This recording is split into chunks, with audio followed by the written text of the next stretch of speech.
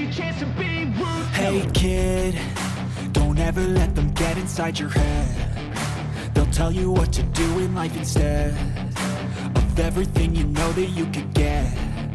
Don't let them guide your life towards regret. I'll fight for what I love with every breath. My past is filled with things I won't forget. I use them all to push me to my best. So treat the worst of times just like a test. If only I could go back in time, I'd tell myself that everything will end up alright. Just push yourself, test yourself, figure out what you like, and find your limits, don't be rigid, always work towards a prime. Surround yourself with open minds, people can change your life. A few friends with intent can help you feel alive. Find a passion, take some action, and with a little time, just be patient, make a statement, try to enjoy your life. They'll try to kick you while you're down. They wanna rise up while you drown. They wanna fill your head with doubt. They're silently scared that you'll figure it out. I'll make it look like I'm losing, won't bother hiding my bruises. And when they finally think you're wounded, then it's your chance to be ruthless.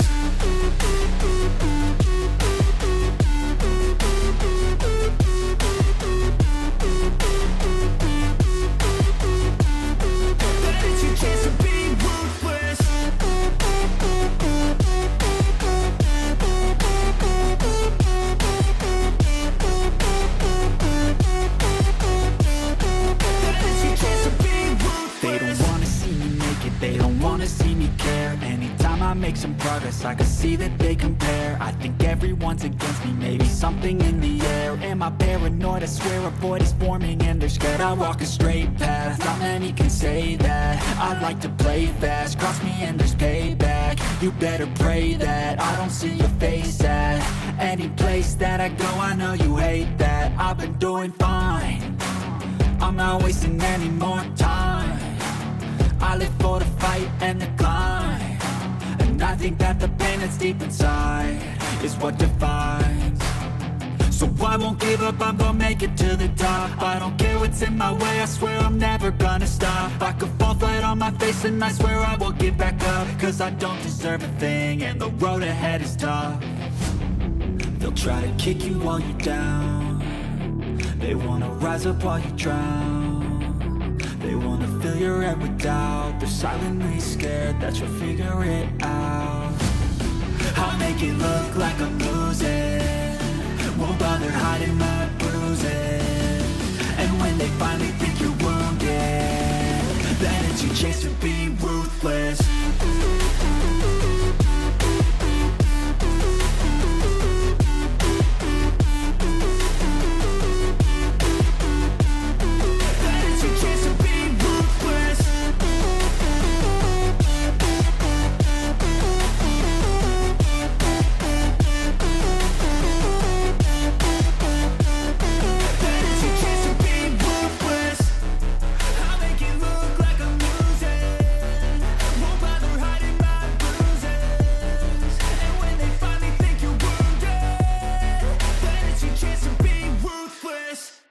Hey, Durrani here. Well, God dang it. Hey, Durrani here. Welcome back to Cat Detective Albert Wilde. How's everybody doing tonight? Hope you're having a good one. It's Monday night, and I'm ready.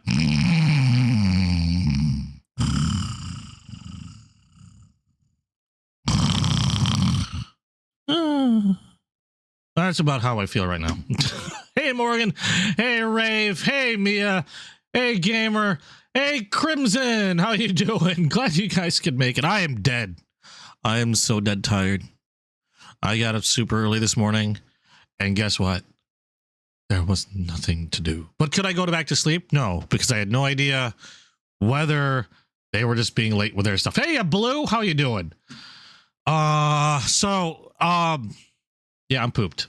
Anyway, we're doing Albert Wilde, Cat Detective once again, because I know, especially with my lack of sleep, if I don't do this and finish this soon, I will completely forget what this story is all about.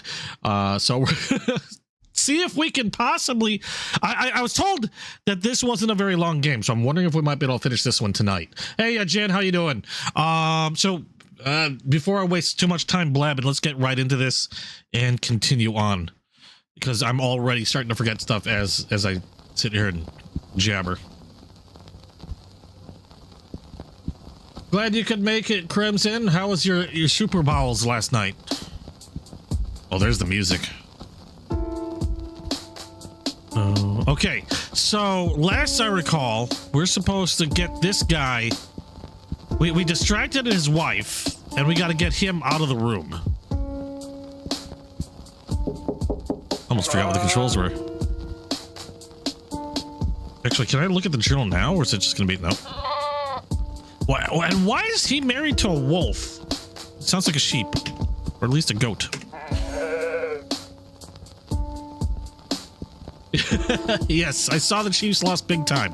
And did I watch it? No, I just saw that on the news. I'm not talking while that she-wolf is listening. Okay, yeah. Okay, so she's gone. Can I tempt you out? Or tell me about your wife. Your wife, what's about her being an awful murder killer who kicks puppies? What?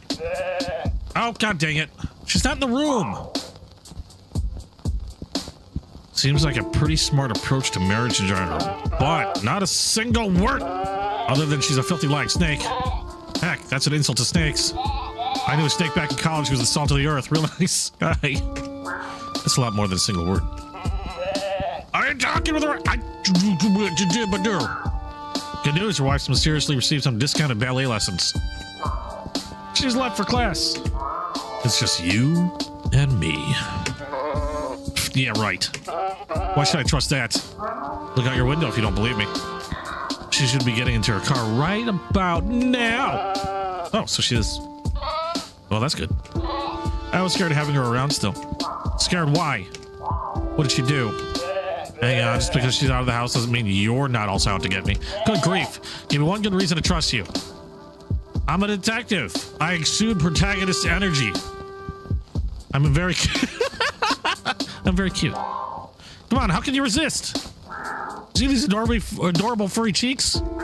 These big adorable eyes? This big adorable eyes? No, I don't. There's a door in the way. Yeah, that'd explain why my charms aren't working. I don't think that's a door thing. Besides, it's not just my wife. She's just part of something bigger, I tell you. It's a conspiracy. A conspiracy. But why am I bothering? You're not gonna believe me. No one's gonna believe me. Nothing about this situation would ever happen to anyone else. You'd be surprised. Okay, so there's been a hole. Can I tempt you out? Anything I can do to tempt you out? Maybe a nice plateful of food. Don't need it. I got snacks, I'm good. You sure? I could cook something with some mouth-watering aroma. Fried onions, maybe? Wait, what? Oh, I'd eat that. Fresh baked bread, melting chocolate, and slightly mature salmon fillet, all at the same time. A fried onion chocolate covered salmon fillet, which is very mature for its age. Would any of that smell tempt you to come out? Nope. Not even altogether. Hey, Jono, how you doing? I predicted that one. Especially not altogether at once. I would eat that, but then I'm Filipino. We pretty much eat anything. Fine. Maybe a drink. Hide your dog. Water, tea, shot of whiskey. Thanks, but no thanks. I ain't coming out even for my favorite drink. Well, that's good, because I don't actually have any whiskey on me. Whew. So about that hole. I couldn't help but notice you had an interesting hole in the living room. I'm talking about the hole in the living room. Care to comment about that? It ain't a skylight. She said it was a skylight, but she was lying. Actually, she's a wolf. That I make myself laugh inside where nobody can hear. That's not the most shocking thing you could have told me today. I think it's... who cares? You'd never believe me. I mean, you ever seen a hole in a room like that before? You know, funny you mentioned that. There's been a hole like this. This is going to sound wild, but this hole in your living room? I've seen one like it before. At a crime scene. How did I whistle? At a crime scene. But more importantly, It's not the only case I found. The police have another case on file with a similar hole in a building. That they did? Well, you could just be saying that they did. You want the case number? You mean the case number that I'd have no way of checking was real or not? Yeah, that case number. Yeah, you're gonna have to do a lot better than that to convince me. You're not yanking my leash. Besides, even if you tell the truth, you don't get it. This isn't just one or two or even three weird things happening. You don't think you'll just that burp threw me off. You'll just think that's a weird coincidence. Actually, I'm kind of thinking the opposite. It's a conspiracy, man. A capital C conspiracy. That's how you spell conspiracy? I'm actually kind of bad at spelling. See what I mean? Either you're one of those lemmings who doesn't see a conspiracy right in front of their eyes, or you're part of it, man. That's an interesting leap of logic. Whatever. Try talking to me when your eyes are open and you realize something bigger than all of us is going on. I'll leave you in peace. Okay, so we gotta figure something else out. Right, good talk. I'll leave you to it then, and whatever you're doing in there. I don't want to know. Okay, so what's my journal say? Bloop.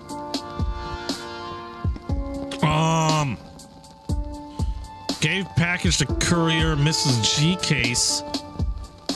Crime scene location, weird body, suspect sewers, collar, teleportation machine, case 4666. What? Resist back cover speakeasy. Oh, the speakeasy. Where was the bookstore? Let's go to the bookstore. Can the house be explored? I don't think it can. Hold on. How do I get out of this? Okay, there we go. Normally they oh, wait a second. How come oh no, there is a dot. Okay. I just didn't see the dot. It looks like something blew a hole in the ceiling. Yeah. And as far as I can tell, whatever it was is way bigger than the dead mini kitty. Okay. Yeah, normally they have a yellow dot. It just, oddly enough, disappeared when I looked up there the first time. What's in here? No dot. Okay, wait, maybe that was it. I'm just gonna see if anything changed. Go away! I'm not gonna sit here and have you refuse to see this as a conspiracy. I'm not talking until you see it too. Okay. I think we'll have to go to the bookstore. I'll leave it to it then. Blah, blah, blah, blah, blah, blah. Boom, boom. Oh, now really? Music? Okay, never mind. All right. Hang tight. I'll be right back. And by right back, I mean sometime in the foreseeable future. Maybe. I need this guy to do my phone messages. Okay, we're going to the bookstore because I know there's supposed to be a speakeasy back there. I've headed to the front cover. A little independent bookstore with one heck of a secret in the back. See, it's a joke. The super secret speakeasy is called the back cover. It's hidden in the back of the store. And look, it was funnier in my head, all right? Wait, this is my head. Anyway, there's only one drink in this town that smells like the ashtray of an elderly chain-smoking rhino filled with whiskey and orange juice. Only one drink, served by only this one speakeasy, and as far as I know, only ordered by one particular regular. Dun, dun, dun. I always liked this bookstore. Oh. It's cozy, welcoming. I say, old chap, what are you doing in here? Weren't you kicked out of the back room? Damn it! Just shopping. Hey, can I look at some reading material? Of course, old chap. Given your track record, might I recommend some of our guides on DIY repair and legal defense? Either way, suit yourself. What happens in the back room doesn't concern me. Well, unless it has to do with how many copies of the invisible monkey we have back there. If you want to get in, talk to Sergey. But I'm afraid you might not get far with him without the new password. Or an abject apology. Passwords! Okay, hold on. Let's see what this patron, let's see what he have to say. Animal Farm was so disappointing. Who wants to read a treatise on proper techniques for running a farm? Okay, never mind. I really like the eye. Hold on. Can we talk the password out of somebody? Is a password hidden somewhere? Is it in your pants? Can I help you, old chap? What's the new password? So I figured a smart, educated, worldly animal like you has got to have figured out the new password by now. Oh, I didn't have to. They told me. Oh, well, that makes it easy. What's the new password, then? Sorry, chap. I tell you, except for the bit where they told me you're the last animal in the world I'm allowed to tell it to. Yeah, right. Like I'd be the last animal to tell next to all the cops working vice in the city. You are literally lower on the list than them. Yes. Crap. About Sergey. So Sergey, he's the new bouncer. I mean, the new totally legitimate shelf stalker, right? That's right. I want to try my luck with him, though. I saw what happened to the last person who tried to get in without a password. What happened to them? They were firmly turned away from the door. How ghastly. If only they'd greased their paws a little. Wait, but how would greasy paws help? Do you have to wrestle them or something? No, I mean... Well, you didn't hear this from me, but the fine folk in the back are paying poor, petrifying Sergey in pennies from a seat cushion. Wait, what? And not a nice seat cushion either. Ew. But he never complains. He just has been known to get conveniently distracted when someone gives him money, food, clothing. Pretty much anything, really. What can I give him? Book recommendations? What the heck? Might as well do some shopping while I'm here. Any good books you think I'd like? You can read? Hey, I read a lot. Reading parking tickets counts, right? Well, old chap, given your limited taste, perhaps something classic will expand your palate. Mayhaps Of Mice and More Mice. Oh, is that a cookbook? My dear chap, it's a tragic tale of the animal condition and how society crushes the dreams of the lower classes. Okay, but do they eat at the end? Just saying that the title alone is making my mouth water. About the bookstore. Saw's business. The business of selling books, I mean. Not the other business. Oh, about as well as a little independent bookstore can be doing in this economy. Which is to say terribly. Luckily, the other business is doing quite well, thanks very much. They pay me to cut a stand out here surrounded by books all day, so I'm not fussed. All this business has to do is present a respectable front. So fair to say that the front cover is a cover, the back cover for the... That was a hard sentence for my brain to relate to. So fair to say that the front cover is a cover for the back cover. Of course, dear boy. Don't you know how books work? Not really. Oh, you mean the other thing. Yes, that too. Okay, getting to the speakeasy. So if a very contrite and currently sober former patron wanted to get into, you know, the back rooms, wink wink, how would he go about it? Well, first, my boy, he tried to be slightly less obvious than obvious about this surreptitious winking. But as you know, you'd also need the password. The current password, not the password we knew last week. And that's it. I wouldn't have to do anything else, like make a personal apology or pay for the dry cleaning. My dear chap, a password's a password. Tell me it's password! If you know it, you get to go in. What else are they supposed to do? Turn me away anyway? Sounds like someone doesn't know how passwords work. Okay, about what happened. I just wanted to apologize for the incident that happened in the back. Oh, no skin off my nose, dear chap. If anything, you help me out my end of... Wait, I can't read today. If anything, you helped out my end of the business. I sold a lot of how to get stains out of fabric and body disposal methods. I said I was sorry. Did you? I heard you were drunk and yelling very very salad things about a customer's mother. Hey, the old dame deserved it. She can throw a mean right hook. Okay, I'm good. Do-do-do-do. Cough, cough. Ask me if you need anything.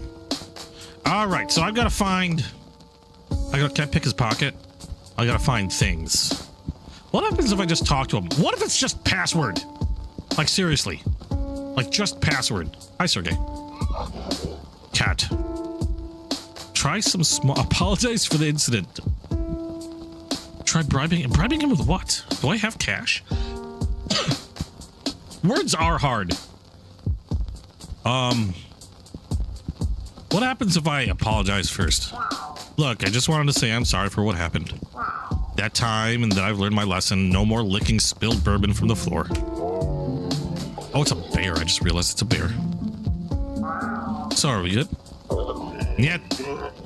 Okay. Can I at least go in and express my apologies directly to the bartender? Yet. And how am I supposed to say I'm sorry and have everything forgiven? You don't. Try bribing him. Look, let's forget all that password nonsense. Any chance I could, you know, give you something as thanks? Nudge, nudge, wink, wink. Exactly what do I plan on giving him? Sergey will accept money. You and me both, buddy. But I'm afraid I've got a temporary case of brokenness. And Sergey will accept item in trade that can be sold for money. Like what? A kidney would be acceptable. Whoa, let's not get too hasty. Let's see what I have to trade. Offer the collar. I can offer the collar. Ooh.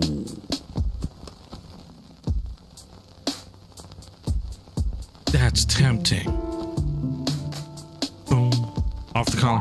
How about a nice shiny new collar for your collection? A collar? Not just any collar.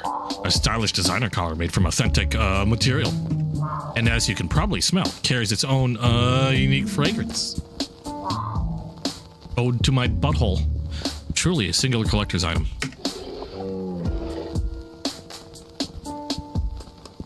Okay, I'll assume the fact that you're shoving it in your pocket like it's a discarded candy wrapper means that you accept my gift.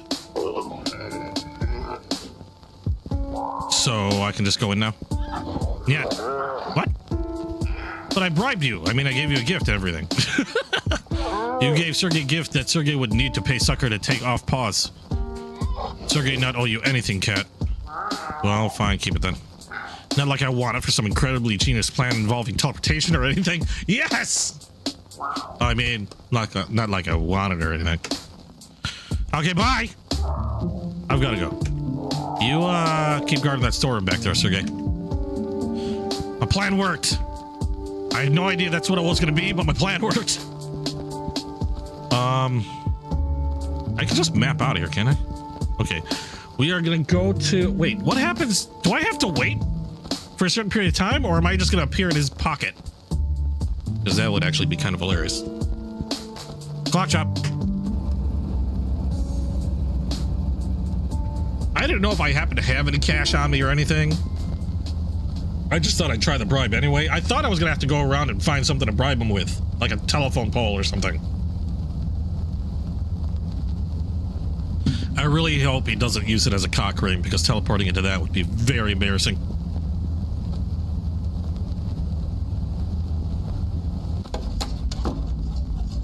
Hi. Bye.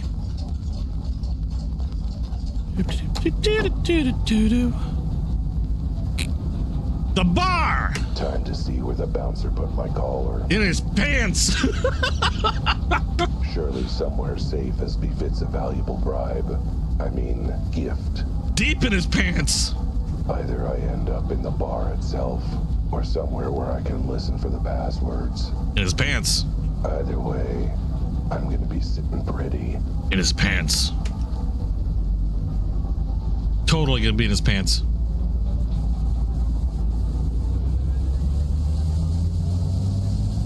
Whoop. I need to be able to make like sound effects for games too, like whoop and oh. What the? Motherfucker. I'm in the garbage. What am I doing out here in the garbage? I was supposed to teleport to where the collar was, so surely I should be in the back of the bar, or the bouncer's wallet, a safe vault, heck, maybe a nice little shadow box frame on the wall for displaying it. Wait, did that guy throw away the perfectly nice collar I flagrantly bribed him with? Pretty much. Just another sign of how rotten this city is. A place where flagrant bribes aren't treated with the respect they deserve. Speaking of which, I guess I should pick my flagrant bribe up, huh? There it is. I'll pick it up. Ew. Phew. Smells like my flagrant bribe has become a fragrant bribe. Huh? Wait. No, that's just me. Oh. Dang. And I thought I'd come up with a real zinger there. Someone's coming. Quick. Hide. Oh. Here we go. Oh, sorry about this, sweetie. I was worried about you. What happened? What happened? How'd you get so drunk? This is the funniest story. I was looking for that book, yeah. I told you about. I asked a nice beer. They had a copy of Mandra Flora Seasons in the back. He said they did. But when you let me back there to check, they didn't have it. Know what they had? Porn! I mean, lots and lots of booze. Why'd you drink it? You didn't want to be rude. They sound like farting. They're farting. That's how ducks talk. They talk by farting. Now you can't get that out of your head. All years farts. Let's just get you home. That's it. A mandrill for all seasons. Ah! The key I need to get where I'm going. All thanks to my feline sense of stealth. Yes, not sheer luck at all. By the way, Schrader, who's that weird cat standing in the alley watching us? I am. Probably just a garbage collector. Stealthy, like the night. The password! I got an achievement! Learn the back cover password. Alright. He doesn't find it weird that I just appeared behind him? Okay.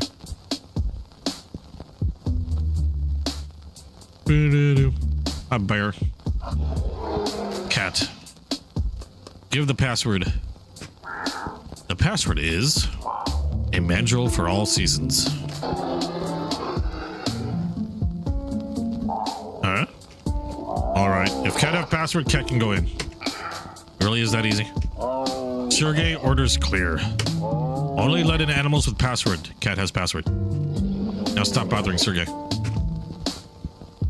I'm totally gonna have like a secret room behind a bookshelf in my mansion, my future mansion. The back cover is no different. And when I say future mansion, I mean shoebox. It might look classy, dignified, welcoming. Yay! Quest completed. Nope, not you. Get out. But that unassuming back cover blurb hides a lurid tale of greed, crime, lies, and scandal. The kind of story where... God damn it, is he monologuing again? No monologuing! That's how everything went to hell in the first place. Okay, fine, I'll stop. Don't worry, barkeep, I'm on my best behavior. I don't care if you're kissing an angel's left butt cheek. What part of Banned for Life did you not understand? Get out! Can't keep me out of this place. And why not? Because I know the password. Damn you to high hell! Guess my hooves are tied then. Fine, you can stay, but no funny business. Look, if this is about my unfortunate attempt at a comedy act, no funny business. Also, for God's sake, have a bath. You stink of garbage. I mean, I guess I could give myself a tongue bath right here. You know what? I'll tolerate the stink. I mean, what? I'll be done. Lickety split. Why can't I move? I can't move my camera. I can't. Can I just move side to side? I'm on a conveyor belt. Okay. Scales. Well, hey, if it ain't the cat who came sniffing around our base.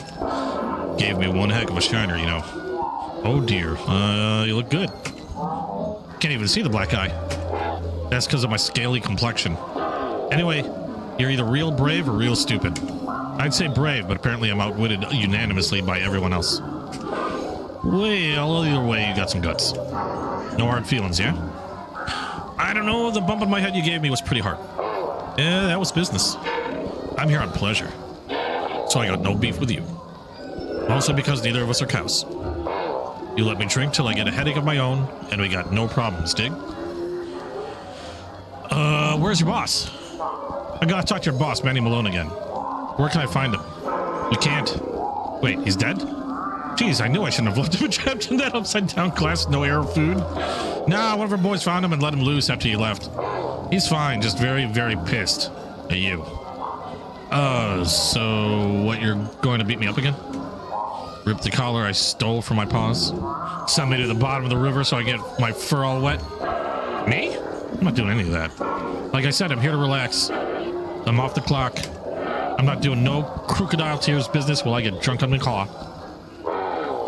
But that also means I ain't playing secretary to your meetings with our boss, and I ain't telling you where our new headquarters is. You ain't got nothing, or you ain't going there, and you ain't seeing the mantis again. But trust me, given how peeved the boss is, you don't want to see him again. Trouble from rival gangs? What? Hey, Scales, did you hear? Oh, wait, I remember reading about this. Sounds like the crocodile tears are having some trouble with the other gangs tonight. They might need your help. What do you know about the other gangs? Frankly, I'm surprised you knew about us. Well, I know that. The sharks and shirts through the hangry apes are flinging. The rabbit rodents are well read.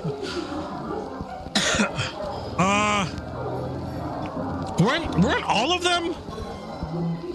Weren't all of them an issue? I'd like to say the rabbit rodents might have been like the biggest issue, but I don't know. We're gonna go with the rabbit rodents. Rabbit rodents are frothing at the mouth to rumble with the crocodiles. Oh yeah? Give me one good reason they'd want to mess with us. Because Mickey the Mick Jones is a weasel and he wants to undermine your operations. Wait, you're saying you saw Mickey Jones? That changes things. What? No love for the muscled puns? I must have put a lid on him. Get it? My genius is wasted on you. I better head back and see what's up. Boss will probably need my help. Yeah, you should go. Your help might really help balance the scales. Get it? Scales? Because your name is... And you're, you know what? I'm gonna shut up now before you eat me.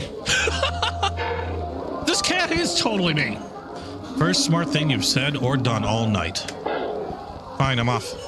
Tell the barkeep to put my drink on your tab. Wait, what? Sure, wait.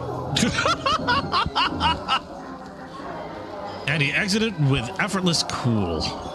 Man, I hope he gets gingivitis and cavities someday. I do. That'll learn him. And next... Oh, it's Rudy. Oh, you. Rudy, good to see you. What are you doing here at the secret speakeasy that nobody knows about? You were the one who blabbed about it months ago. Oh yeah, that was why I got kicked out the other time. Anyway, what are you doing here? Don't you have to mind the kiosk? How many jackasses, donkeys, and mules you think need to check the newspaper at this time of night? Besides, Jimmy's holding down the fort. I've earned a drink for my troubles, I think. You have troubles? Sure do. Like getting a certain catty jerk to pay back the money he owes me. Oh, right. About that. If you're about to launch into a sob story about how the gig you had lined up isn't going to pay, I can't fully express how little I want to hear it. Oh, good to know. I definitely was not about to do anything like that. No, sir. Good, because the only next words I want to hear from you are, I've got your money right here. Got it. What's the matter? Cat got your tongue? Well, yeah, considering I'm a cat who's got a tongue. But you said not to say any other words except I've got your money right here, so I couldn't reply. And then, just leave before I decide to relieve my headache with some horn-related violence. Okay. Francis! Oh, so he did make it to the super secret speakeasy that nobody's supposed to know about. Everybody knows about the super secret speakeasy that nobody seems to know about. That hurt my brain. I'm honestly surprised. Well, you know, I'm a detective. I know all sorts of things nobody's supposed to know about. What, to make up for not knowing all the things everybody's supposed to know about? More or less. Speaking of which, if you're a regular, how did you not put two and two together and realize who it was you smelled at the scene of the crime? Do I look like the kind of bird who goes up to everyone in the bar and sniff them deeply? Yes? I have other more important things to do with my time. Actually, hey, yeah, didn't you chase me out of your apartment saying you had somewhere important to be? Yet now you're here. Sweetie, after the week I've had, this is somewhere important to me. Besides, all your questions about the drinks and things here got me thirsty. Well, glad to know the mysterious death of a fellow feline has provided an excuse. Sorry, inspiration to come here and get drunk. Hey, no reason to let a little death and detective work ruin a perfectly good evening. Okay, is that it? Is that all I can talk? No, wait. Nope, here we go. Barkeep! Wait a second. What do you want? About that incident. So about what happened earlier that triggered my completely unfair removal and ban from the premises. If you're gonna end that sentence with anything but an apology, you might want to rethink that. So an apology would help? No, but it's the only thing that wouldn't make things worse.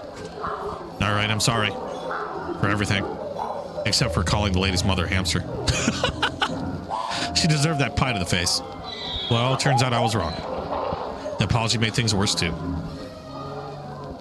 Familiar faces. Oh, lots of familiar faces here tonight. What do you expect? It's a speakeasy. We got regulars. Regulars that all happen to be animals I know who are relevant to the case I'm investigating. Hey, I pride myself on running a convenient watering hole. So, is this when I ask you the questions about each of them? Get all the gossip straight from the stripy horse's mouth? Firstly, zebras are not stripy horses, and that stereotype has held us back for far too long.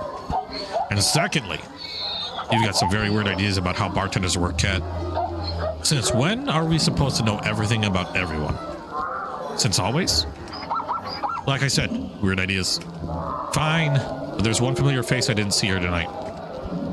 Ask about her. Is she here? Could you be a bit more specific, Cat? I run a gender-diverse establishment here. Oh, for who else would I be asking about? I mean, you're sort of trying to be deliberately mysterious, so... Elma! I'm asking about Elma. Is she here tonight? Oh, I mean... I would hope so, considering she works here. Matter of fact, she's due to go on stage any minute. And there she is. Elma. Miss Elma Gautier. Trouble. The kind of trouble that wears a colorful dress. This is black and white. Though, you'll have to take my word on it.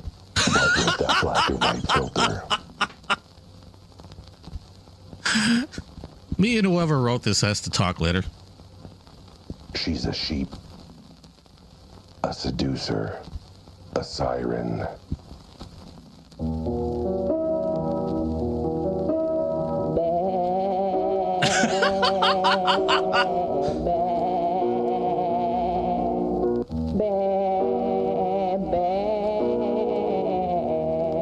I'm not singing this. You guys can just hum this to yourselves.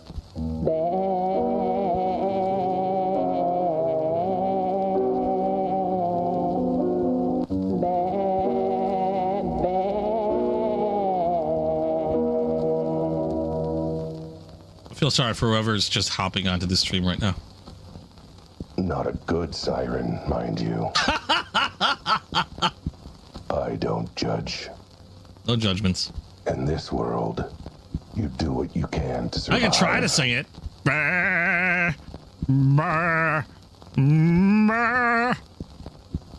Oh wait, no, that was like metal. In this world, you have to do what you can to survive. And Elma, she's a survivor. She's a survivor. Even if it means getting her wool dirty with some questionable activities.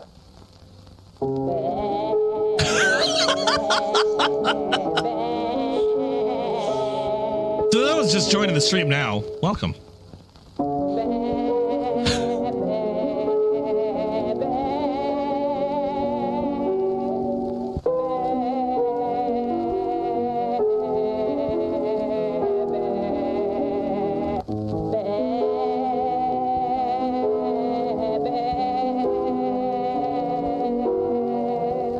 Speaking of questionable activities, I hope this song finishes soon. Yeah, I was just thinking that.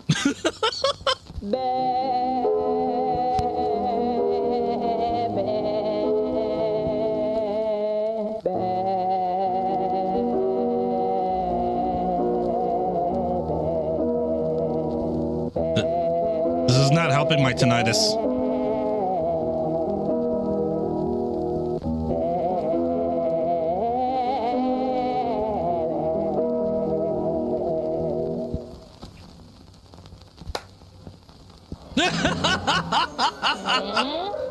That was one clap.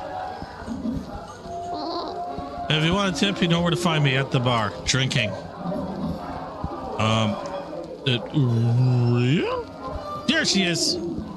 Elma. That was fast. She just sort of like, their eyes are creepy. I don't know about you guys, but have you ever seen the eyes of a goat or sheep for that matter? They're just creepy. They freak me out a little bit. Elmer. Elma Gautier.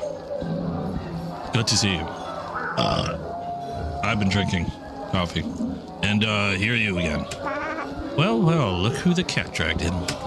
I'm not even certain how that would work. Grabbing my own collar or yanking my... What? Oh, wow. Good to know you. Some things never change. Except maybe your clone. Have you been rolling the trash?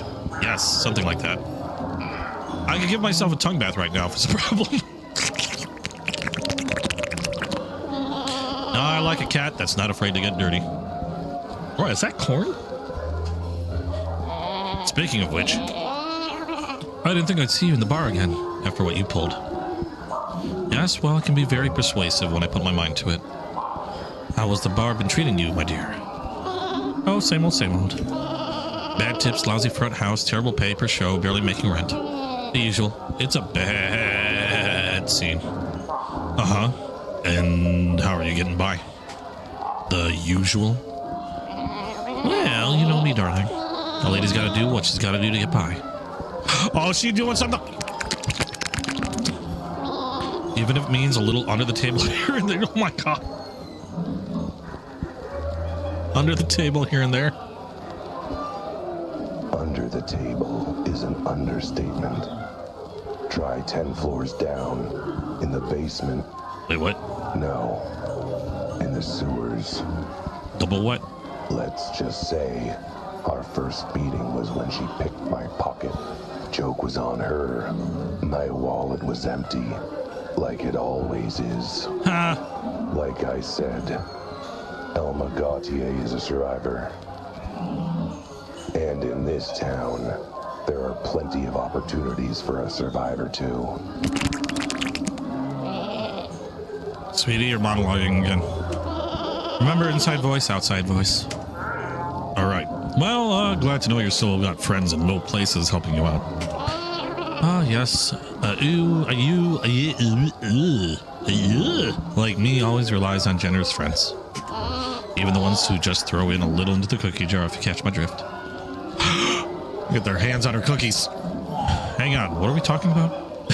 Are we talking about... I'm trying to hint that you should buy me a drink, you cute, clueless cheapskate. I'm broke! Alright. That was all part of my plan. I mean, yes, sounds great. Bartender, can I order my friend a,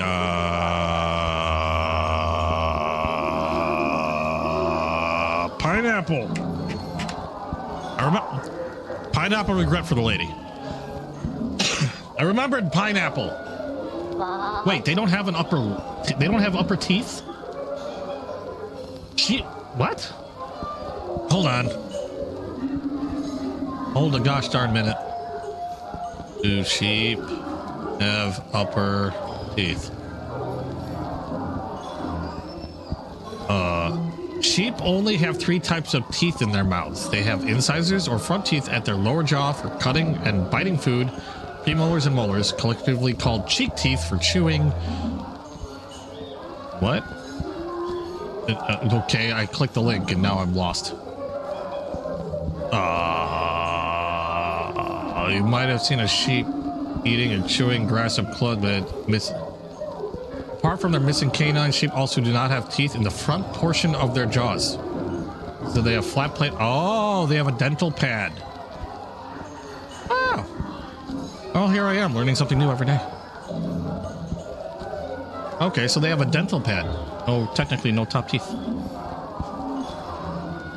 Yeah, and down the rabbit hole I go. Or the sheep's throat. No, I don't. I don't do that. There are no sheep anywhere near me, or even in the general vicinity, or even the wider vicinity. I am sheepless. I am no lady, but I'll never tune down my favorite drink.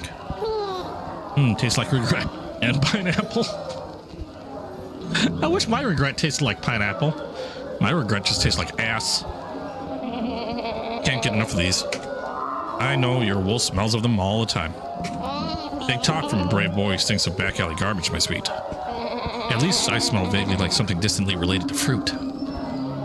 So, given that, mind explaining to me why I've got a collar for one of my cases that's reeking of pineapple regret?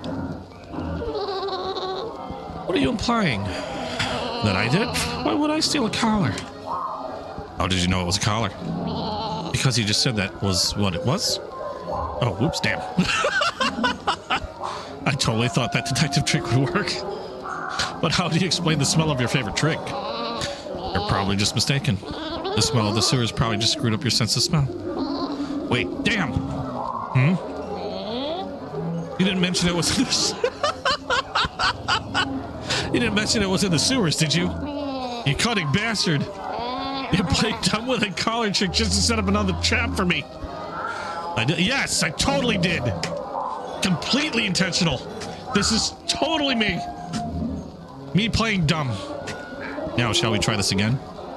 Like, I'm like so into this, I'm slapping my keyboard. I don't know if you can hear that. Now, shall we try this again? I didn't kill the cat, if that's what you're wondering. That's a start. Let's see what else you can tell me. Start at the scene. Boop. So you were there when the weird cat died? Not exactly. It was dead already when I got there.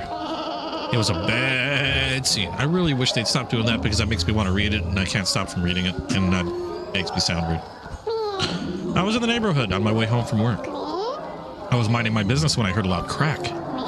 I probably should have let sleeping dogs lie, but I figured it was worth checking out. I got to the warehouse and I saw, what, the cat? The hole? No, I mean, yes, I saw the cat, but I was more focused on what was on the cat. Wait, you mean the collar?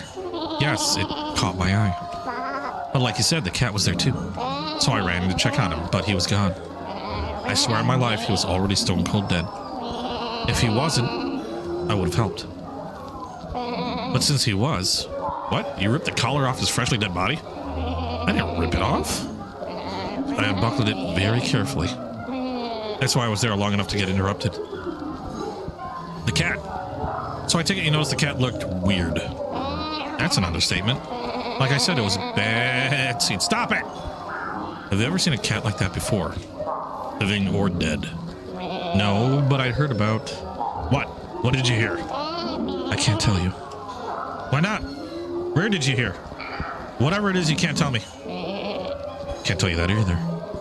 I'm getting a headache about what you can and can't tell me. Too confusing? I can tell you that the cat was dead when I got there, but not for long. He was still warm and moist. I thought you said it was stone cold dead. Figure of speech, darling. Fine, anything else you can tell me? Only that I have no idea why he looked like that and I'd never seen him before in my life. Except, what? He looked like you. If you were short, on 4 legs, and a freak of nature, I mean. And yet you didn't hesitate to steal from me. Him, whatever. Actually, it made me even more eager, not going to lie. I do love treating you bad, darling. Stop it! The collar. The collar stinks of pineapple regret, which means you were carrying it around. I take it? I grabbed it off the body as soon as I realized the cat was dead. But why? It's not even your style. It's not for me, you ninny. It's for who? Look, that collar's more valuable than you realize. It's in high demand, shall we say. I know it looks like a silly little scrap of fabric, but actually I kind of get why folks might want one. You do? Well, you clearly know something I don't. Which is not a sentence I thought I'd ever say. All I know, through the grapevine, is that there were several parties interested in getting their hands on a collar like that. Man, why am I never invited to parties like that? Trust me, these are bad parties. Stop it! You don't want any part of... What does that have to do with... Oh, you're talking about crime and stuff. Yes, please shout it out in the middle of the bar, which is also technically a crime in earshot of a mook? What? Who's part of an organized crime racket. But yeah, it turns out some folks out there want the collar bad. I'm gonna make chops out of this one. And whoever's interested is willing to pay handsomely for them. And, well, you know I like handsome things, sweetie. Are these people in real costumes? Probably. I'm pretty sure. It's why I put up with your pretty empty head. Okay, the hole. So you saw the body, the collar. What about the hole? There was a hole in the ceiling. I'm not sure what else you want me to say, sugar. I mean, did you notice anything about the hole? Like, I don't know, maybe signs of explosives or fire or something? Sorry, it was more focused on the dead body. Bad scene, you know. But no, now that you mention it, I didn't see or smell anything like that. And I would have noticed smoke. It's hell to get out of wool, you know. Compared to pineapple regret and the sauvage. Fair point. But still, I don't think holes like that are caused by that kind of explosion. At least not this time. Holes like that? Wait, this time? Make it sound like this has happened before. Do I now? I mean, you certainly don't seem that surprised by what happened. That's just my saying, Freud, dear. Not sure what Sam Lloyd has to do with this. Is he a suspect? Did he do this before? You're lucky you're cute, or I'd be real put out by you right now, mister. So, has it happened before or not? Sure has. Don't know how many times, but enough that it's almost a regular thing lately. Case 4666. So, I found something very interesting in the police archives. Case 4666, ring a bell? Should it? Considering it involves a mysterious cat, a hole, and three very interesting individuals, I figured it might. Tell me, do the names Dom the Dolphin, Oran the Orangutan, and Mickey the Mink Jones mean anything to you? Fine, I know them. Or, well, know of them, at least. They were the buyers I was hoping to sell the collar to. But they're all gang leaders like Manny, aren't they? Between them, they're the heads of the city's criminal underworld. Now you're getting it. And now you know why I wasn't in a hurry to chat about it with a goon sitting nearby. But yeah, the whole underbelly of this town's in one hell of a state. The heads of the gangs are looking for those collars, and they're willing to pay top dollar to anyone who brings one to them.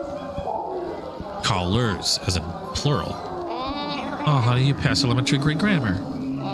Honestly, no sass, I'm proud of you. But yes, this is how plurals work. So one from this case, and one from case 4666, I assume. So this, whatever this is, happened twice? Twice? Oh, you sweet, stupid sex on legs. Or like the police only caught it twice. This happened way, way more than that. Police caught it twice? No, we'll go previous incidents. So, how long has this been going on for with the cats and collars and stuff? Oh, months, darling.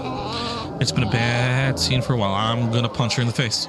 How has no one besides your shady friends picked up on anything? Surely I'd have noticed something after this long. Sweetie, you don't even notice when you have kitty litter on your butt. I do! It's gritty, and it sticks to my teeth. I don't think you're an expert on what does and doesn't draw attention. Besides, my shady friends like to keep things on the down low. And they're very good at what they do.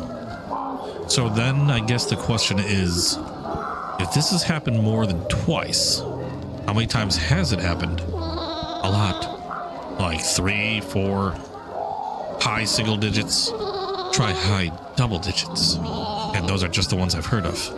Might even be triple digits. My God, that's bad. I don't know if I can count that high. I almost said it like the sheep. I only have 18 toe pads.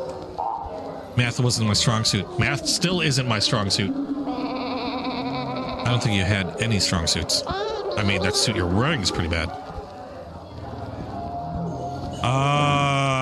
What actually happened? So you say it happened more than once, but what is it? I don't really know the details. But from what I gather, they all involve some sort of weird cat appearing out of nowhere in random parts of the city. I didn't think I took any cases like this before. Yeah, not you. More like the dead cat. Real small, weird legs. Although I don't know if all of them actually died. I heard some of them were alive and just went missing afterwards. Bad scene. I say I'm gonna punch her. All of them blew some kind of hole in the ceiling or building when they showed up.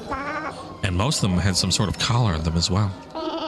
Those collars are what's got everyone riled up. That's why the gang's hard to look out for any random cats showing up.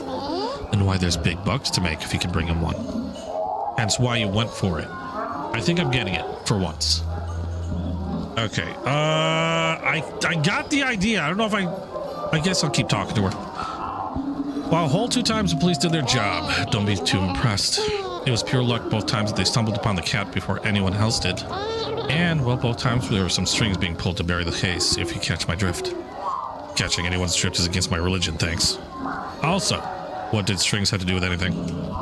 They're fun to bet around and play with, but pay off, sweetie. The gangs have their fingers, paws, hooves, and claws in the police pie. Clearly one of them made your case go away, so no one poked too deeply. Ha!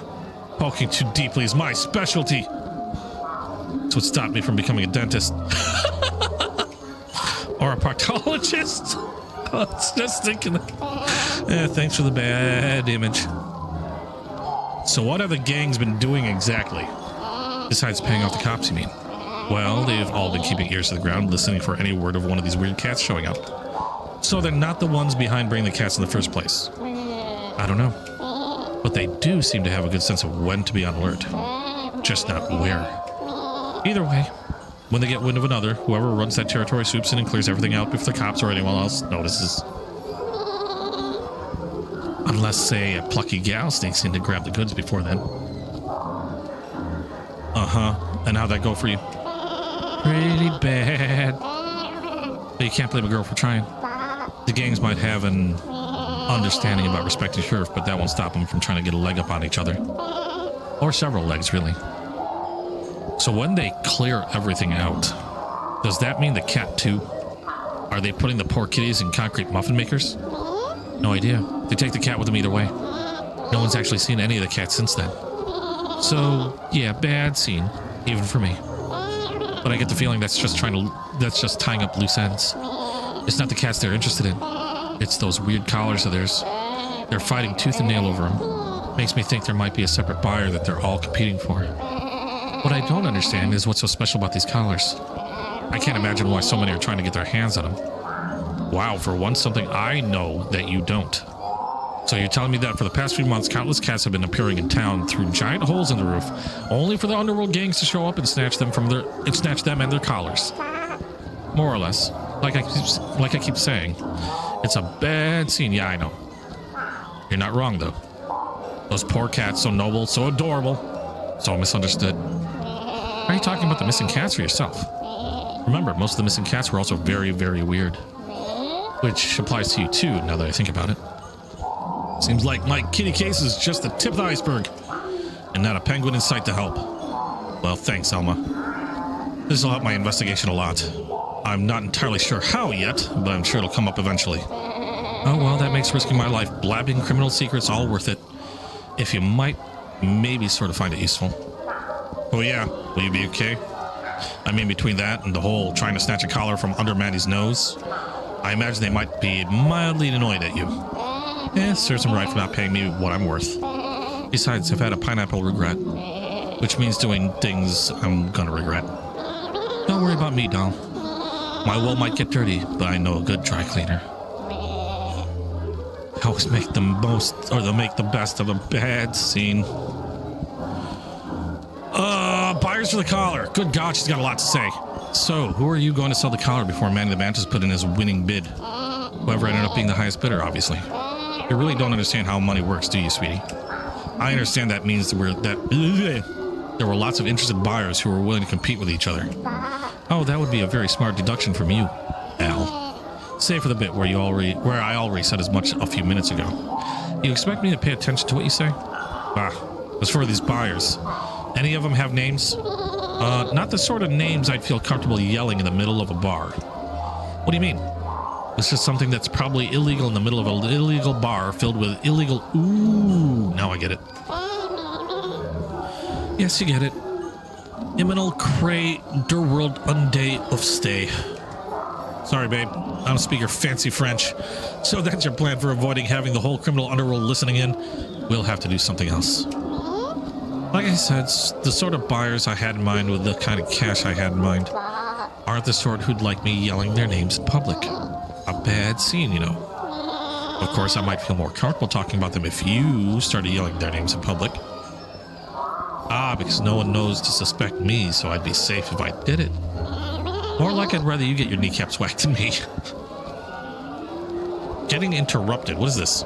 So what happened? You said you were interrupted. Yeah, by a very high-pitched shriek.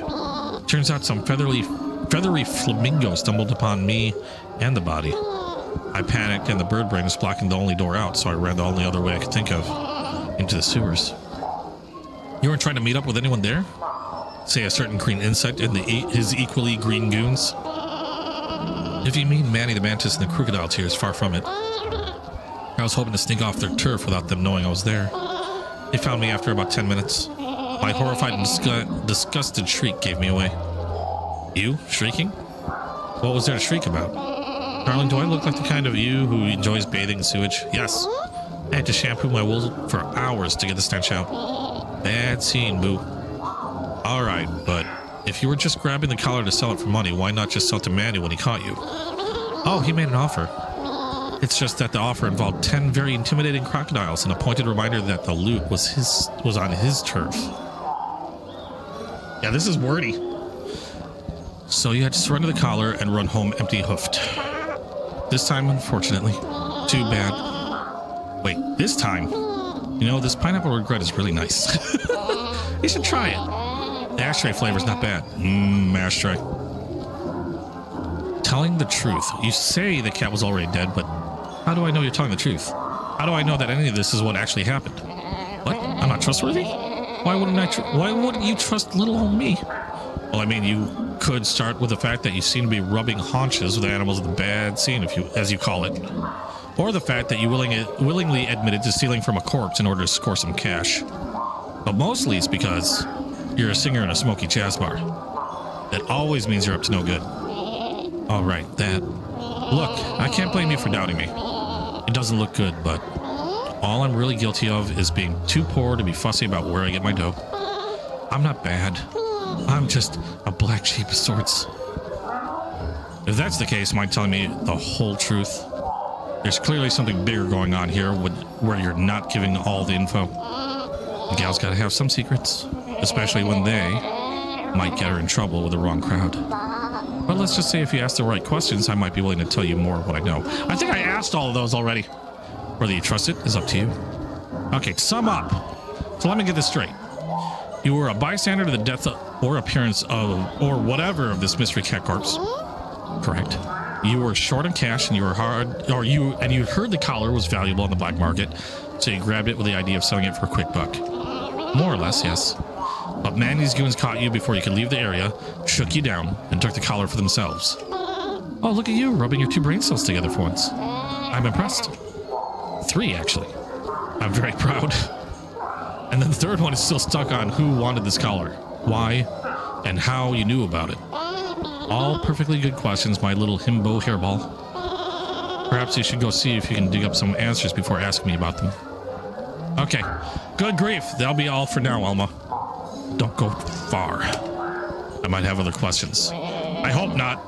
Where else would I go, or where else would I be but here, sugar? Okay. Flamingo Francis, and we got Rudy, and I just want to see something.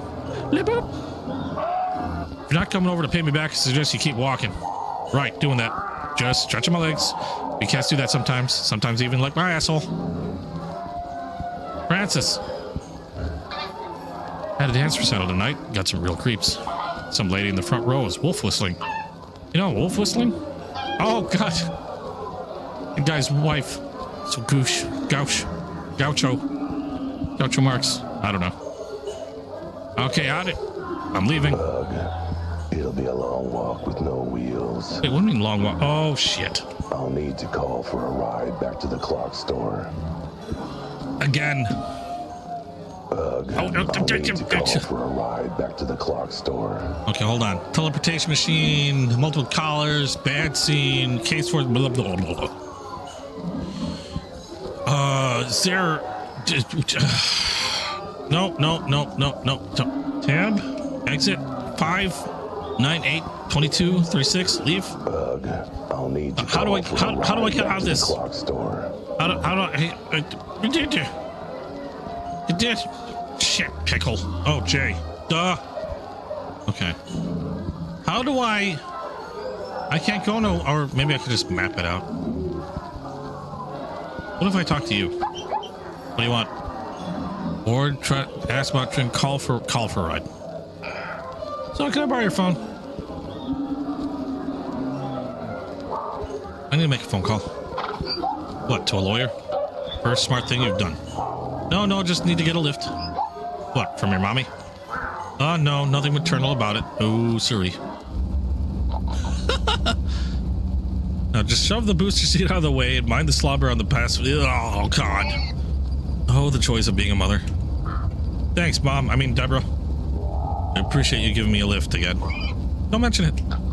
I figure these are all billable hours, so a few more of these rides should put at least 2 more kids through college. Wait, you're billing me for this? I thought you were just doing it because you like me. I do. I like you because I get to bill you. A lot. You know what? I'll take it. Because right now, I need all the friends I can get. I need to ask you something. Something very important. Anytime. Do you mind if I give myself a tongue bath right here? I'm in desperate need of one. Oh, yes, you are. Go right ahead. The backseat's already covered in drool from the kids anyway. Fantastic. Now to see if I've got enough room to start licking my own crotch.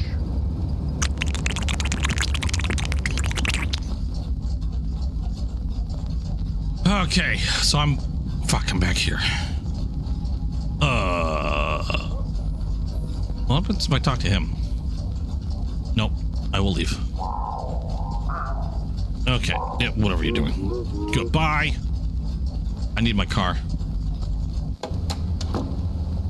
Anybody else around here? What happens if I go over here? Maybe I'll happen upon another building with a hole in the... Nope.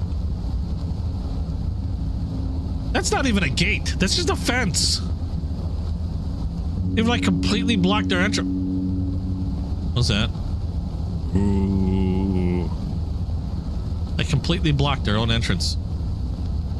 I don't know why I'm walking to the car because I can just map it. Yep. Okay, so there's some type of conspiracy going. Oh, maybe that's enough to. Maybe that's enough to. Where the? Was it Mrs. G? I'm assuming it's her house. Maybe that's enough to get him outside.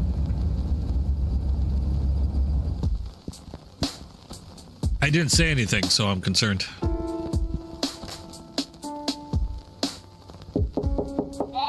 Go away. I'm not going to sit here and have you refuse to see that this is a conspiracy. I'm not talking until you see it too. There's been a lot of holes like this. You know how you said that this was all part of a conspiracy? Well, you might be right. Turns out there have been tons of these holes appearing all over town. I told you. What'd I tell you? But maybe you already knew about that. If you're part of the conspiracy, sir, people don't trust me with their lunch money. I don't think anyone would trust me with a large spanning criminal underworld conspiracy. It kind of makes sense. Wait, did you mention criminal underworld? Yeah, that'd be the conspiracy part. My source says that the various gangs in the city have been trying to chase down these holes and look for something. Or someone that appeared along with them. Some of them have even been trying to beat each other to the punch, or pay off others to go in and steal what they are looking for. It's a bad scene, as my source would say. Wait, what did you just say? Oh, that the gangs are trying to be the first to find... No, the other thing. What your source said. Oh, she said it was a bad scene. I'm being horrible. Frankly, I feel it's a bad pun, but you know. Alright, I'll trust you. I'm coming out. Whew. Oh, you'd never come out. Now let's get a good look at you. It's another sheep. I knew it. I mean, that was kind of obvious. Are they related? Quest completed. What's wrong? Is my wool messy? Sorry, I haven't had a shower in a month, so. No, you just look a lot like someone I know. Uncannily, even. Like someone used the same model of sheep twice. Oh, yeah, I'm sure that's just coincidence. No way it could be the same model, just with a different outfit. There's no other reasons that this someone would reuse the same model after all. This coming from Mr. Conspiracy.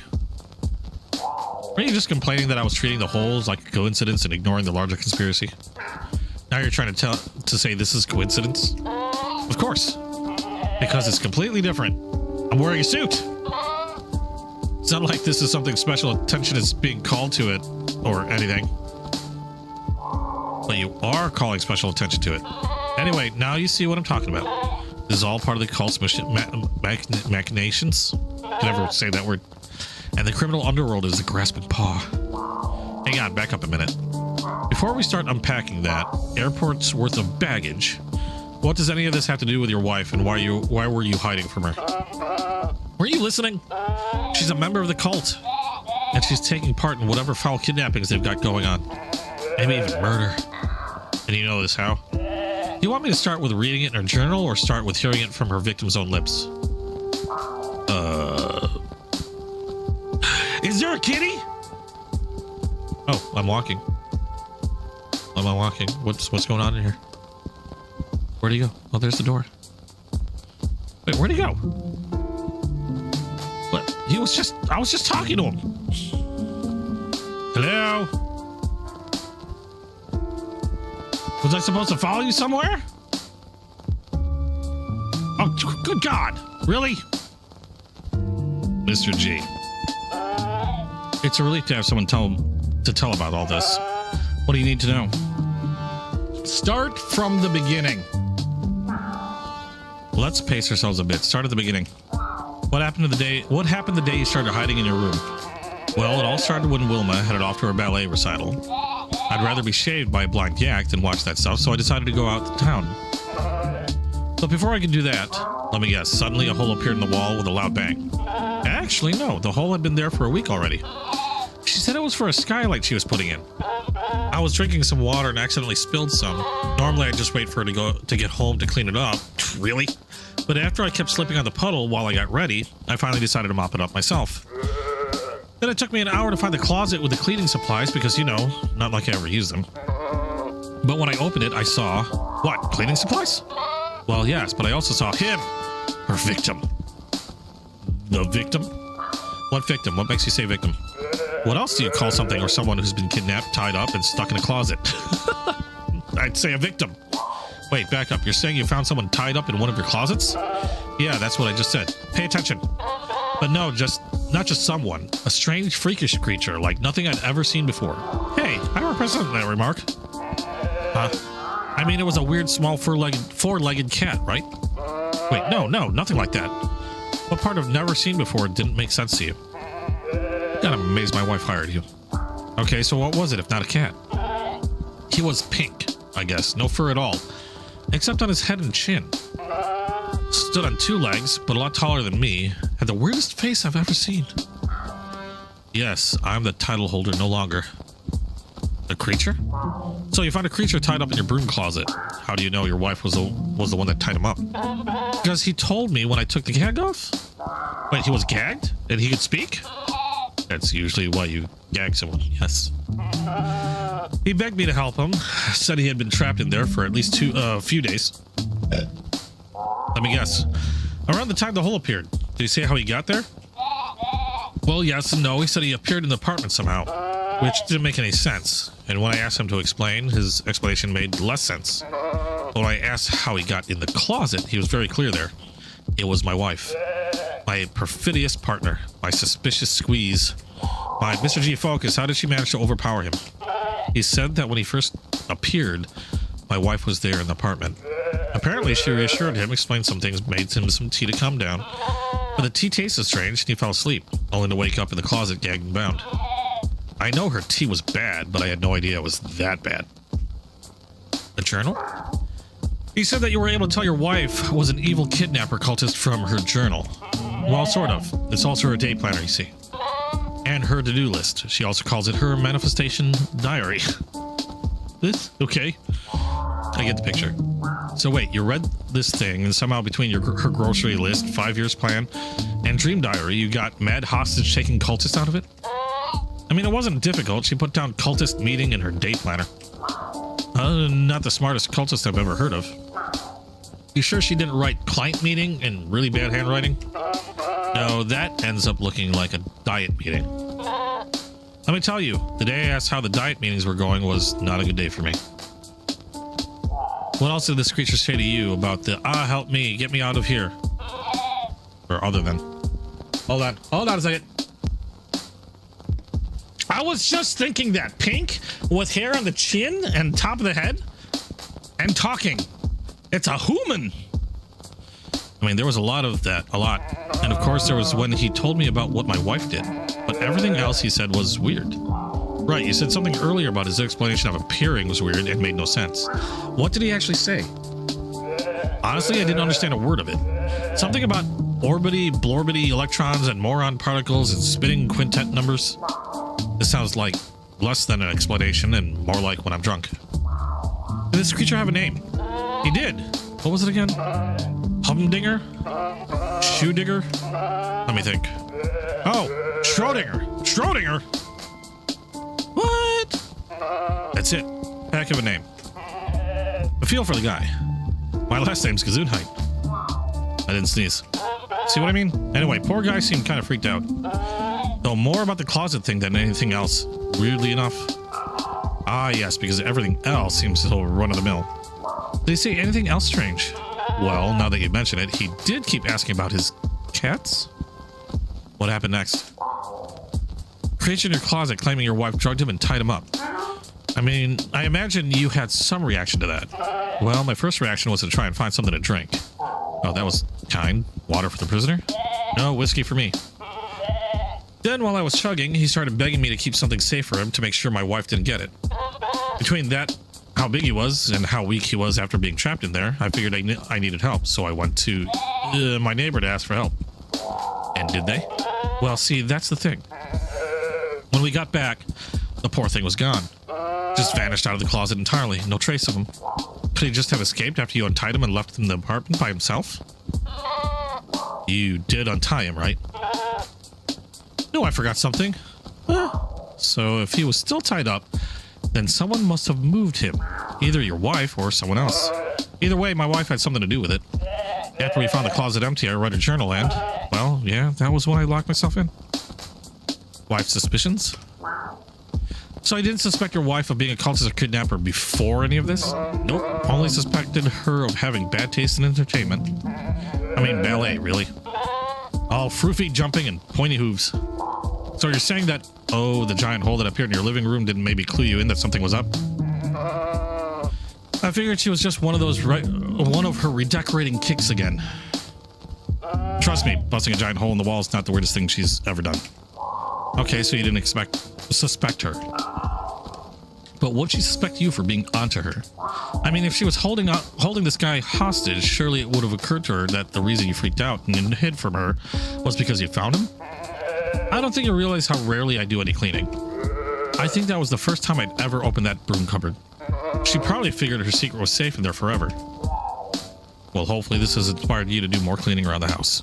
Ew, no. I just live in filth, thanks. A thing to keep safe. The creature mentioned keeping something safe from your wife. Yes, he seemed really agitated about it, so I took it with me when I went to go find help. And where is it now? I left it with my neighbor. I trust them, and they seemed like they knew how to keep it safe. Who would this neighbor be, and where can I find them? I said I trust them. Doesn't mean I trust you. Wait, wasn't this whole song and dance about getting you out of the bedroom, about whether you could trust me? Wait, did I read that right? Well, wasn't the whole song and dance about getting you out of the bedroom and about whether you could trust me? And anyway, I'm sure it's still safe and sound with them. I haven't talked to them since I started hiding, mind you. But they're good about this sort of thing. Still don't know what the big song and dance is about, though. You think that guy would have more things to worry about than some old collar? Oh, yep, I knew it was a collar. Wait, collar? The creature had a collar on? Sure did. Talked about it all the time, but couldn't make head or tail of what he was saying. Mentioned something about looking for some other collars, too. Let me read the journal. Hey, take a look at your wife's journal. I'd like to see what was so suspicious in there. Plus, there might be a hint as to where she took this guy. Over there, steal your mind for the horrors and evil within. You haven't seen my journal. But trust me, my mind is very, very steeled. We'll be right back. Hold that thought. I need to check something. I've been stuck in one place for a month. I think I can handle 5 minutes. Okay, journal. Where's her journal? There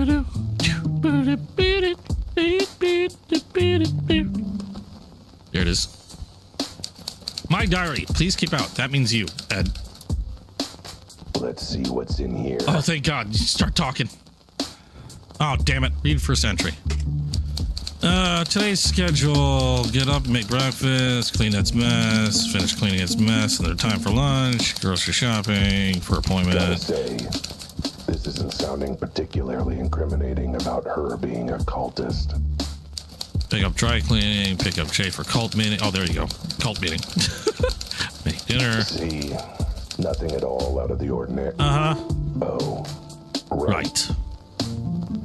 Third entry. My personal goals and manifestations. Wow. She even used glitter pens on that last word. Finding happiness in my comfortable home. Tell it to clean his own mess for once. Earn enough money to afford ballet lessons. Switch the laws of reality and morality to serve members of our cult of greatness and to enrich us with wealth and power beyond our wildest dreams. Spend more time in the great outdoors. Take up knitting. Wait, that was the second entry, right? Shopping list, eggs, bread, milk, grass. Oh, I might have skipped one. Ethically sourced meat for me. Unethically sourced meat as a treat. Tea, sugar, sleeping powder, odorless, tasteless. What? Rope, blindfold, gag, keep for later, fun with. Cleaning detergent, incense knife, new cloak, black, sandwiches for tomorrow's cult meeting. Reminder, Jay dislikes mustard, Em hates mayo. Cupcakes for tomorrow's cult. I want to go to this cult. Wow. This is some dark, evil stuff. I mean, she went and got store-bought cupcakes for her secret cult meeting instead of home-baked. Oh, I just caught that. That's horrible. That woman's a monster. Fourth entry. Dear Diary, exciting day today. I was cleaning up yet another one of Ed's messes when wouldn't you know it, some strange guy suddenly appeared out of a hole in my living room. I know, I can't believe it either. Aren't I the luckiest? He said he was looking for some cats and their collars. Apparently they have some sort of power. Naturally, I did what any smart lady does in such a situation. Drugged him, tied him up, and stuck him in my closet. That's what I do with pretty much anybody. I'm a genius. After all, he might be exactly what our cozy little cult has been waiting for all these years. The ticket to everything we've dreamed of. We'll tell the other members at the ritual tomorrow since I'm already bringing potato salad. Ooh, potato salad. May need to ask Jay to help me move him. Luckily, no one will ever find him. It'll be a cold day in hell when Ed actually opens the broom cupboard. Your diary, what a day. I'm so excited. After longing for it for so long, I finally got to see the latest production of Swan Lake. Hooray! It was absolutely indescribable, just like the other 20 versions I saw. I've already bought tickets to the next one. I've heard it might involve a goat.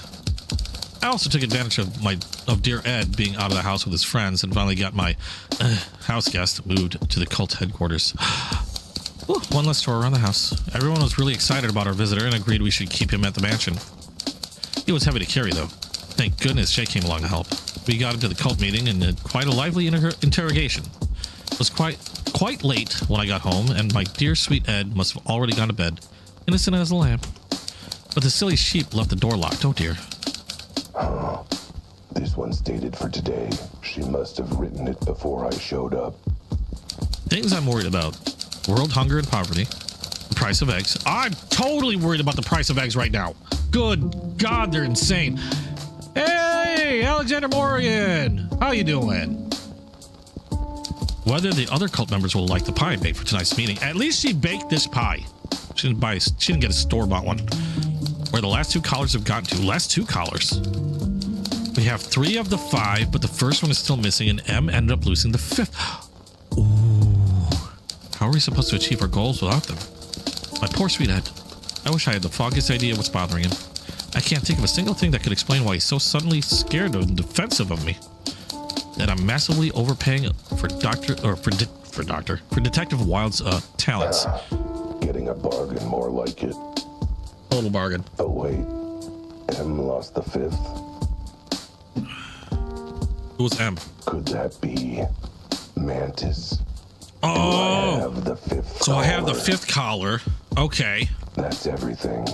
Call me a crazy cat, but I'm beginning to think this lady might be a cultist. I'm getting that idea. It's a strong possibility. But hang on. Today's schedule, tomorrow's meeting, all of these entries are dated, meaning I can tell when these cult meetings are happening. Looks like they happen every week like clockwork. Using my deductive skills, I can work out the next one will be, or I could have guessed that from the entry from today that mentioned tonight's meeting. Sure, I guess. Yay! Secrets of the diary. Anything else to say? It's a relief to have someone to tell all about this. What do you need to know? I read the journal. I finished reading your wife's diary. It's a lot longer than the books I usually read. Not even any pictures. I thought the writing was subpar, and never mind that, you idiot. What about the proof of her crimes? Did you see? Yeah, it's my professional and experienced opinion that your wife is totally a cultist. Yep. And how much is my wife paying you for these amazing leaps of insight and intellect? Never mind that. The journal mentions some sort of meeting she goes to regularly. Do you know where that might be? No clue. Okay, do you have any idea about this J character? Seems to be a culty friend of your wife. No idea. Do you actually know anything about your wife's personal life at all? Friends, pastimes, hobbies? Nope. Why would I bother staying updated on all that? She's just my wife after all. I'm beginning to think the two of you might just deserve each other. Alright. Well, you gotta figure out how to crash this cult meeting. Now you're out of your room, you might want to get somewhere safe. Don't have to tell me twice. This whole thing's definitely what I would call a bad scene. You've given me an idea. I never thought I'd say this, but I might actually have to go talk to the cops. Okay, so we're going to the office. Or wait, is it the... No, Betsy's office. God damn it. I know it's somebody's office, not my office. Because, good God. Bill's. Nope. Wrong office. Betsy's office. Or Betty's office, not Betsy. Betty. So Mr. G's wife is involved with something sinister, and more callers are showing up. So many callers. But that's not what's got me thinking. Two things are bugging me. One, I have a big itch on my back that I just can't reach.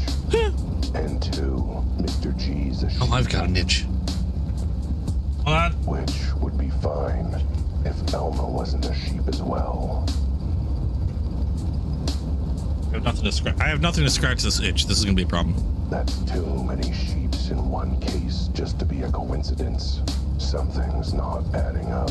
And since I suck at basic math, I'm gonna go talk to Betty. She at least could count above 10, I think. Oh, well, look who's back. I still can't help you, you know. Does that mean you can help me, you can't help me, or you can't not help me? It means I clearly have to pick up a simpler code. On that, your tiny brain can actually wrap around. One that your tiny brain can actually wrap around. Wow, my ability to read is decreasing astronomically. Well, either way, I'm here for you, or here for something you can help me with, like I said, or can help me with, whatever. You've got records on everyone in the city in your file cabinets, right? I need to check up on someone relevant to the case. Sure, I suppose. You're just lucky my files are organized. What's their last name? Elma Gautier. There's a sheep who may be related to this case. Elma Gautier. A female name? Amazing, you met a woman who could tolerate you for more than 60 seconds. Hey, I've got plenty of female friends. Some of them even tolerate me for more than 90 seconds. Anyway, do you have a file on her? Let me check my drawers. I'll check your drawers.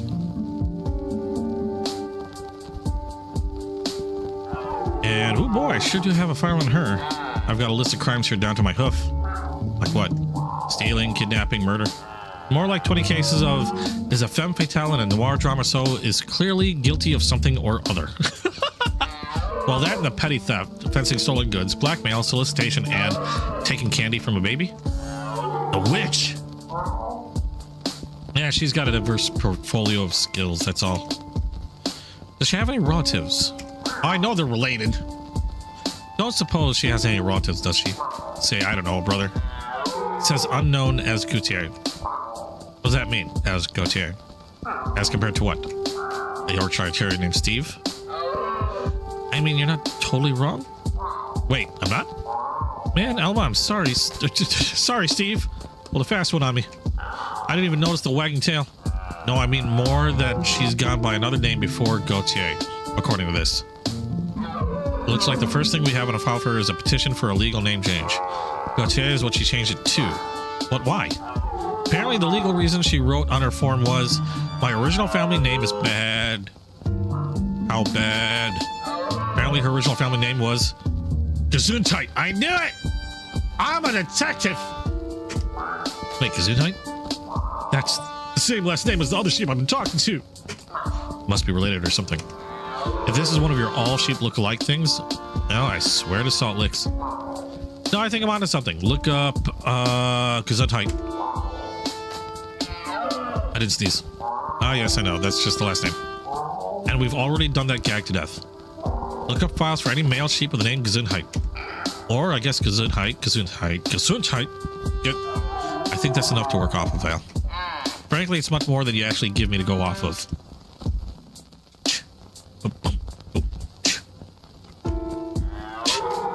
Ah, here we go. A Mr. Gesundheit in the system for a parking violation. Was blocking a zebra crossing. Poor zebras. Let's see. Yeah, that's definitely him. Who? Client. Well, more like husband of my client. Long story. What does this file say? Let's see. Works in an office. Occasional arrest for public drunkenness, but who doesn't have those in this town? Finally, connections. Says he's married to a wolf, Mrs. Gesundheit. Yeah, that would be my client. Or my suspect. It's a bit complicated. Any other family members? Well, looks like his parents are deceased. Only living relative is a half-sister. Gesundheit. Gesundheit. Alma Gesundheit. I knew it. I knew they were connected somehow. Mr. G's half-sister. Gesundheit. It's Alma. Alma and Mr. G are siblings. Wait, you mean your stupid insistence that every animal knows every other animal of the same species actually paid off for once? What can I say? I'm a genius.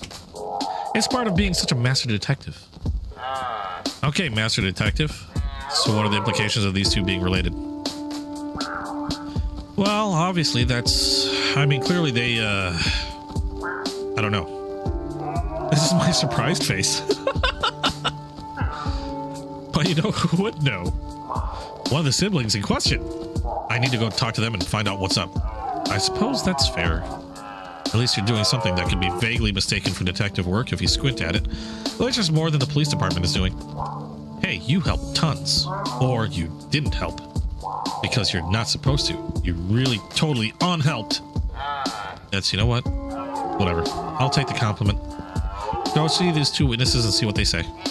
Who knows? It might even have something to do with this case as opposed to weird serendipity. One last thing. Schrodinger? Hang on, before I go, there's one more name that's popped up.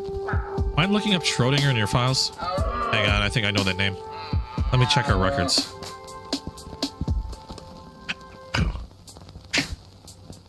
I didn't realize I was going to be doing this much reading tonight. Yeah, he's a physics professor at the local university, apparently. Talks a lot about things like, well, things my underpaid police hind doesn't understand. Entanglement, wave mechanics. Let me guess, he's been missing for the past, say, month or so? No, he's been out of town attending some sort of bigwig seminar about physics. Likely story. Probably just a cover for him being missing while he was actually trapped in a wolf's closet with a gag in his mouth. Interesting theory, but considering the newspapers have had pictures of him for weeks with headlines like local university professor amazes an international community with lecture, that'd be pretty hard to explain. Which, of course, you would have known if you ever read the newspaper. But I just glance over it for the classifieds and the comics. Those are the only important bits anyway. Those are only the important bits. Still, that's strange. If Schrodinger has been out of town with an airtight alibi, who's the guy in the closet claiming to be Schrodinger? Beats me. Maybe ask him. That's going to be a bit of a toughie. But maybe our secret siblings might be able to shed more light on the situation. Immediately to the car. So, we yanked Schrodinger from a parallel universe? Or he got thrown from a parallel... Things happen. Parallel universes. Stuff. That's so yellow. Mr. G, what's he doing here? I was expecting to find Alma. But never mind. This'll do. Mr. G. Oh, hey, look. I know this looks bad, but I can explain. What are you doing here at the bar? I thought you were in hiding. You know, the whole locked in your room for a month thing. And do you know how hard it is to get a good booze when you're locked in your bedroom? Ah. I figured now that it was safe to come out, I deserve a drink. Or 2, or 10. Making up for lost time, huh? It has been a bad scene. Or that make up for okay, let's do this one. I don't blame you for wanting a drink. It sure has been a bad scene lately. Oh yeah, it sure has been. Mind you, it's been a bad scene for a lot of different animals, hasn't it? Cats, flamingos, sheep. Sure has been bad. See, I knew you understood that because as soon as I talked about how much had been going on, he opened the door and talked to me. More specifically, as soon as he heard me talking about how it had been a bad scene for everyone, it was like my words alone made you realize that I talked to all these animals in the bad scene. Or maybe just one particular animal in the bad scene. Stop with the bad! Do I have to keep saying bad scene for you? Enough, I get it. You've made your point. Yes, I did recognize who you heard that from. So yes, Alma's my half-sister. Same ram, different ewes. Ewes. It's pronounced ewe, right? Ewes? We're not super close. I don't know, it's a sheep. We're not super close, but we have each other's backs when we're in trouble.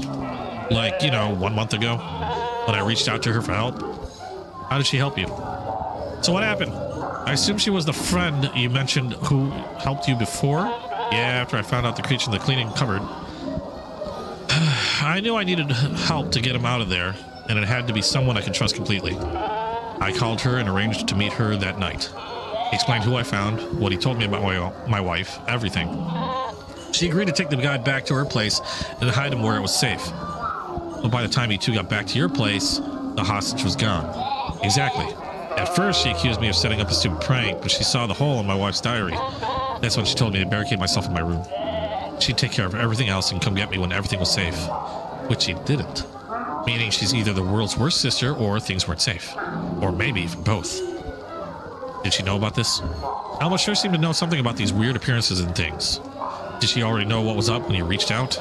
Nah, she never heard of any of this before.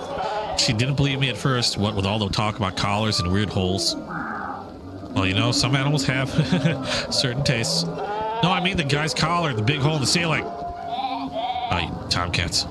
So she'd never heard of anything like this before and knew less than you did. Well, it certainly started that way. I got the sense she might have found out a little more later on, though. So you saw her a month ago when you tried to help the kidnapped creature. What about it after that? Well, you know, I wasn't exactly being that social, considering I was locked in my room the whole time. I mean, you could always have tried smoke signals or something. Nah, but I did manage to sneak out of the room once to call her while my wife was out. I was thinking she might be able to spring me free, but she was in a hurry. All she managed to ask was whether any more collars had turned up. Said they might be worth more than we thought. That certainly sounds familiar. I assume you hadn't? Like I said, locked in my room. She said that for now, that might be the safest place for me. Apparently it was a bad scene out there. So was the whole bad scene a code between you and Alma that I could be trusted or something? No, nothing like that. That's just how Alma talks about her little side gigs, if you catch my drift. I'm physically incapable of catching drifts, but I can at least smile and nod as if I understand. That's enough for me. I figured when you said it, that you'd at least talk to Alma. And if she'd told you that what was up, that was probably enough reason to come out and talk to you. And so I proved that she trusted me, so you can too. Trust is a strong word. Let's go with considered you vaguely useful enough to actually loop you in some info. I'll take it. Anything else? Is there anything else you can think of about her involvement with the case? Anything she told you before or after? Anything you told her? Mostly just told me to keep myself safe, and she'd keep the collars safe in turn. Wait a minute. Back up. A little further, just to the left there. She's got a closet guy's collar. Yeah. He was adamant that it was important and needed to be kept safe, so I brought it with me when I went to ask her for help. After he vanished, I gave it to her for safekeeping. I didn't want my wife to find it after all. Well, I've got good news and bad news. Good news is your wife probably won't find it. Bad news is that's because I'm pretty sure Alma sold it to some lowlifes. Actually, I asked about that when she called me and mentioned the collars were worth money. I asked if she'd already sold the one she had, but she said she wanted enough dough so we could both skip town together in style. And apparently whoever was buying these collars would pay way more if she could offer a full set of them. So you're saying she still has that first collar? Oh boy. It's all coming together in my head. In a pretty jumbled mess I can't make head or tail of. I think I'm gonna have to talk to your sister. You know where she is? I mean, if she's not here at the bar, she'd be at her apartment this time of day. Can you give me the address? I never managed to charm her to inviting me back to her place. How utterly unsurprising. Still, if she humored you enough to fill you in on her little collar con, I suppose I can humor you with her address. Don't tell her I'm out, will you? Okay. Good God, this is a lot of reading. No more reading games. This is why I stopped reading stuff in freaking I can't remember anymore. What game was I playing? Atomic Heart. That's a lot of reading.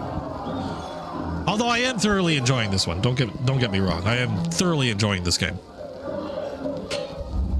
I should have known.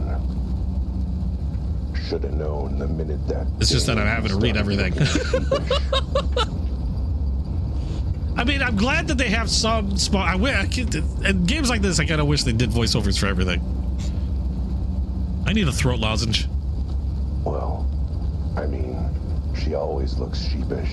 She's a sheep, but she's wrapped up in this case tighter than my belt after Christmas dinner, which would be pretty Christmas tight dinner. if I wore a belt. I think it's time she gave me some real answers, ideally spelled out in small words with a helpful diagram. Pictures. Maybe with puppets. I do love puppets. I'm not a fan. That's one thing we differ in. All right, Alma. The wool's out of the washer. Time to give me some clear, clean, organized answers.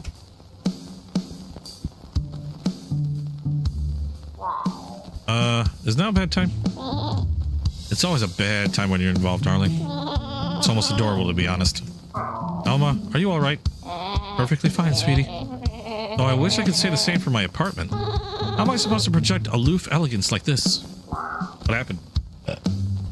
Not entirely sure. I was out on the town and found my place like this when I got back. Let me guess. Is this Mantis's calling card? Or is it one of his nefarious friends? My word, look at you, saying things that are actually halfway intelligent and on point for once. Why, thank you.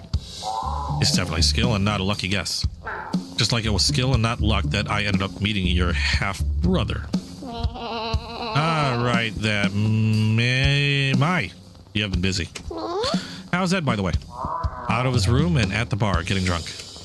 No thanks to his deadbeat sister leaving him in there to rot while she makes off with all the valuables. That's not exactly what happened. I can explain. Oh, thank God. I figured all this info out, but I have no idea what any of it means, so I need someone to help me. That's the Al I know and benevolently tolerate. Here, come talk to me while I get things cleaned up a bit. Hold on. Gonna look around. What's this? Oh, liquor cabinet. Hey, I recognize this type of cabinet. I've got one just like it in my office. Oh, really? How interesting. Yeah, I use the secret compartment to hide my booze. You want something to drink while I'm here? No, that's fine. I'm perfectly fine. No drinks, please. Or anything else from the cabinet. Ha ha! It's in the cabinet! I want inside! I'm hip thrusting. I'm not sure if this looks like hip thrusting, but I'm hip thrusting. Alright, we'll talk. Anything else? Nope. Talk to you. It's probably in there. suppose you've got questions for me. Jolyn, how you doing? You can say that. Oh my god! Let's start with the basics. I'm good at them. Well, middling. I want you to tell me how you got tied into this. I heard Mr. G's version, and this is where I'm going to start talking faster and faster and faster. At least I'm going to try to. It's probably going to sound like mush, but I'm going to do my best. Just start saying something in chat if I start sounding like, because that's very possibly going to happen. Hold on. Had to wet my whistle. I heard Mr. G's version, but I wanted to hear yours, see if it lines up. Also, I could use that refresher. That was like 10 minutes ago. Fine, it started about a month ago. I was minding my beeswax when I get a call from Ed, my brother. He was frantic. He begged me to come around here and meet him in private. When he got here, he explained that he'd found some guy tied up in the cleaning cupboard, that the guy had appeared through a hole in his roof, and that his wife had trapped him. Did you believe any of it? I mean, I kind of would have put it past his wife. Real wolf in sheep's clothing, you know. But the rest seemed pretty far-fetched, especially when we got to his place and the closet was empty. I figured he was pulling the wool over my eyes. What convinced you he was telling you the truth? Well, for starters, how terrified he was. My brother can't act to save his life. But mostly what convinced me was reading his wife's journal. It matched her handwriting and his story. That was when I freaked out and told Ed to lock himself in his room. I was worried his wife would do something bad, and I wanted him to be safe. Why not ask him to come stay with you instead? Wouldn't he be much safer here? Have you met my brother and seen how he cleans? My apartment would look worse than it does now. Besides, his wife would have been way more suspicious if he left like that. Yeah, not like she was suspicious that her husband suddenly locked himself in his room for a month with no explanation. That's not suspicious at all. Look, I panicked, okay? At least he was safe while I found a way to get us both out of town. Speaking of safe, what about the collar? Did he give it to you for safekeeping? Yes, he did. He said that guy in the closet said it was very important that he'd begged for Ed to keep it safe from his wife and her weird cult brunch group. Ed didn't know what was so important about it, but he felt he owed it to the guy, and figured I'd humor him and help out by keeping it safe. Let me guess. You said yes because you knew the gangs were looking for them and paying big money. This is tiring. Wrong, as usual. The gangs hadn't said a word about the collars. This was the first I'd ever seen or heard of them. I took the collar and hid it just for my brother's sake. It was only later that it became clear how valuable it was. Oh! I clicked on things! So he told Mr. G to hole up in his room and took the collar with you. What happened next? I assume he had some sort of plan. I was going to arrange for both of us to get out of town. Between my sister-in-law and the kooky cult family, I figured Ed wasn't safe here and neither was I. But holy crud, do you know how much bus tickets out of the city cost? I swear the trolley companies are fleecing us blind. Tell me about it. I tried to go on a trip once and a return ticket would have cost me both my kidneys. At least since you were going one way, it'd only be one each. Well, I like my kidneys where they are, thanks. Besides that, it's just a crappy bus. A lady like me has to travel in style. Plus, you know, we need more money to set ourselves up in wherever we move to. So we couldn't go anywhere until I scored some funds, and on a lounge singer's salary, you get why it took a while. Let me guess, that's where the collar came in. Sort of, like I told you before. I started hearing chatter in the underbelly about the gangs looking for collars like the one I hid. I put two and two together and realized they want mine too. And I did consider just selling it and getting clear. But then I realized they weren't just looking for one, but for as many as they could find. So you got greedy, sorry, had an idea. Look, selling that collar would have gotten one of us as far as Dogbuttville? Middle of Dogbutt? That's a place? I am also currently frothing at the mouth, so my apologies. I'm so glad I don't have my camera on right now. Like I said, highway robbery. But selling a set of collars could set us both up for life. So yeah, I held onto the one my brother gave me, and I started looking for opportunities to grab a few more if I could. Figured I could collect a few, then sell them all together for big bucks to the highest bidder. Except that man has put a little fly in your ointment. Darling, I don't use ointments. This is all natural glow. You lied to me! You should have known your wool was dirty, Elma. You lied to me. Firstly, this isn't a question. Secondly, when? All that stuff I told you about the gangs looking for collars was the honest truth. You didn't tell me that you had a brother. You didn't exactly ask about my family tree, sweetie. You were too busy being smug about pineapple regret. Besides, why would I mention him? It's not like I had any reason to think he was relevant to your investigation. You mean other than the fact that he found a hole in his apartment like the one in my case, met someone with a collar like the one in my case? Okay, maybe there was some reason to think he might be relevant. My point is, you made it sound like you only had vague rumors from your contacts. You never mentioned you actually found a collar and learned about what was going on. And my point is, my brother was trapped in his apartment by that wolf of a wife and a cult of kidnappers. I wasn't about to put him at risk by sharing more info than I had to, particularly not in the middle of the public bar.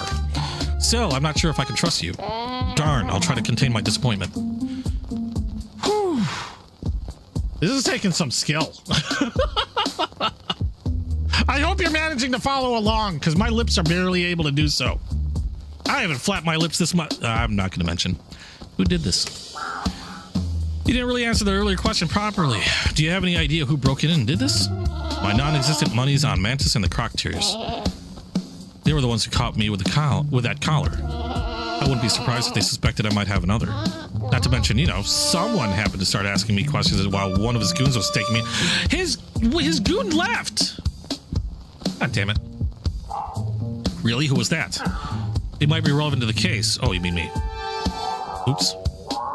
But are you sure it was Mantis's gang? Could have been one of the others. Or maybe even the cult that Mrs. G's a part of. Other gangs might be possible. Gossip spreads in the seedy part of town. If they had heard about me trying to steal it from Mantis, maybe they thought I had stolen from them too. As for the cult, maybe. I don't know much about it other than the diary. How would they know that I was involved or where I live? Right, it's not like your sister-in-law is part of the cult or anything. You know, every now and again you say something smart and I don't like it. Well, I might not know who's behind it, but at least I have a lead on finding the animal who actually broke in and tore up the place. You do? How? Whoever was here got sloppy and left their hat behind. It's definitely not one of my hats, or Ed's, or his wife's. So all I have to do is go through the other, couple million animals in town, figure out whose hat it is. Easy, right? Interesting. Mind if I take a look at it? I might be able to identify it, or find a way to track down its owner. I really doubt that, but knock yourself out. It's over there, in the middle of the mess. Okay, new quest. Why are the gangs chasing collars? We all know this. So what started the gangs all hunting for all these collars anyway? Let me guess. You wanted cash, so told them about the one you found and convinced that they'd be valuable. Darling, you do well as a fiction writer. Except for, you know, the whole being unable to spell and string sentences together thing. No, I didn't tell a soul about the collar. Trust me, they started talking about those collars perfectly fine without my help. And when did that start? I'd say with about a week or so when I got to my brother's place. In other words, the week of the cult removing the closet guy out of your brother's apartment.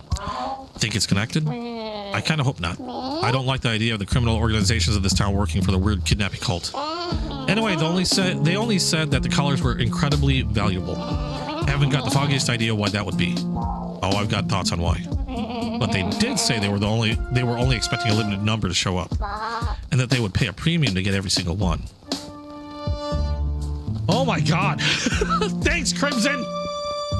I appreciate your support on this. What do you know of this cult? So what about this cult your sister-in-law is hanging out with? Do you know anything about them? Not really. No more than my brother did, I suppose. But clearly they're up to no good. Who sticks a guy in a closet for weeks then takes him somewhere else? Well, there was this one time in school when one of the class clowns locked me in a closet for a week. I don't believe it. What? That I was stuck in there for a week? No, that you went to school. I totally did. And this guy locked me in the closet. Well, okay, he didn't lock anything. I just didn't know how to open doors, so I sat there for a week. See? That I do believe.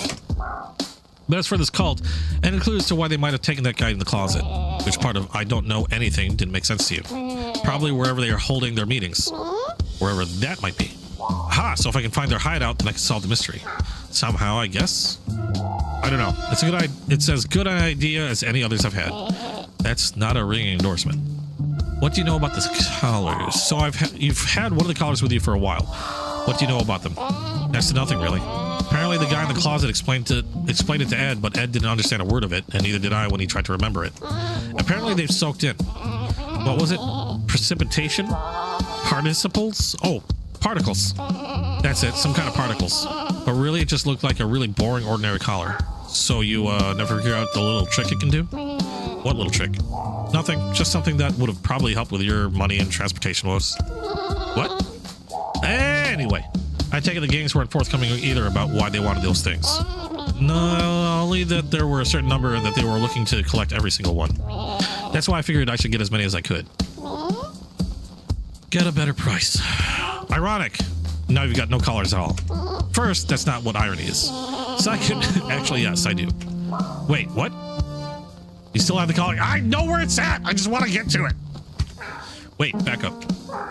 Did you say you still have the collar? Of course, I'm not a lost little lamb, darling. I made sure to hide it where nobody else would ever find it. Where? In the liquor cabinet! You're not really understanding the point of hiding spot, are you? It's to make sure nobody finds what's there. Telling you would defeat the purpose. Well, I'm a nobody, so does that mean I find what's there? I'm not telling you where I hid it. Good luck finding it. Oh, I've got to go. I already know where it's at. I want to go. I want to go. Stay here in case I think of any other questions.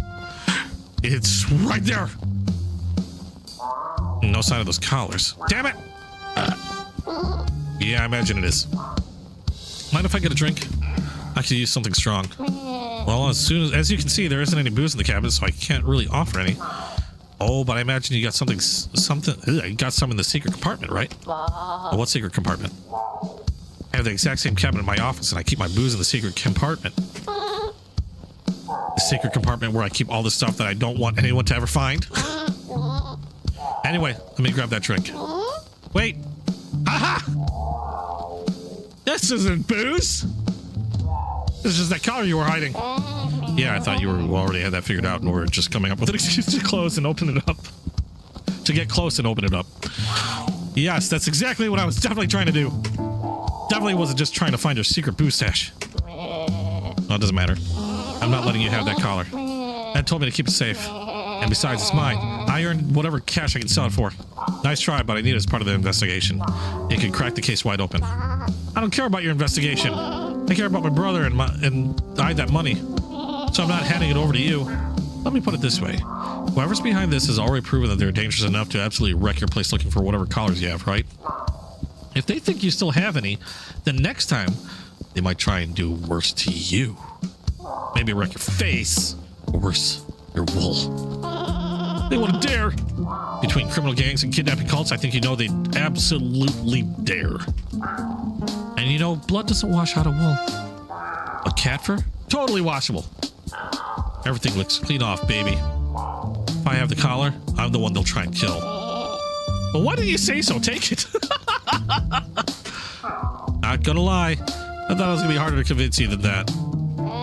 What can I say? You sweeten the pot a little. Besides, I can always grab it back off your corpse. I have experience with that. I just don't know how a stupid collar is supposed to help with the investigation. I'm not quite sure either.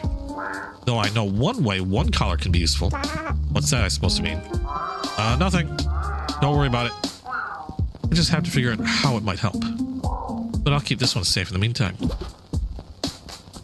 I'm gonna leave the collar for somebody to pick up, and then I'm gonna zip it over to the secret meeting place because I'm that smart. It's exactly how teleporters sound, by the way. Everybody gets it wrong. Everybody gets it totally wrong. Where am I going? No, I shouldn't leave yet. There's something I'm still missing. Oh, wait, really? Besides my marbles. Oh, do I have to talk to her again? God damn it. Or is there something else to stare at? I don't know if there's anything else to stare at. Oh, did I not get the collar? No, I got the collar. I guess I have to talk to her again. I suppose you got questions for me. I could say that. But no, I don't. I've got other things to check on. Stay here in case I think of any more questions. Okay, what am I missing? Caller number 2, who broke into Elma's? Have a good one, Jono. Thanks for coming by. Who broke into Elma's? Is there a... Usually they have like little... Oh, it's over here. The hell? Oh, there's the hat. That's what I did. Elma's right. The thief did leave a hat. Ha ha! Not a particularly stylish one either. I know who it is. I call it the Cow Pat Special. Hang on. I've seen this hat before. I've seen someone wearing it. Yup. Yup. Ain't got time, chat. Boss been asking for you on the regular. It's on the tip of my tongue. Almost got it. It's the moose. Grab whatever paper you want. Knock yourself out. Yes. Wait a minute. It can't be. Sandwiches for tomorrow's cult meeting. Remember, J dislikes mustard and M hates mayo. Ha ha! May need to ask Jay to help me move him. Luckily, no one will ever find him. There'll be a cold day in hell when Ed actually opens the broom cupboard. Everyone was really excited about our visitor and agreed we should keep him at the mansion. Ooh, that was heavy to carry, though. Thank goodness Jay came along to help. Then Jay is. It's Jimmy! The thief.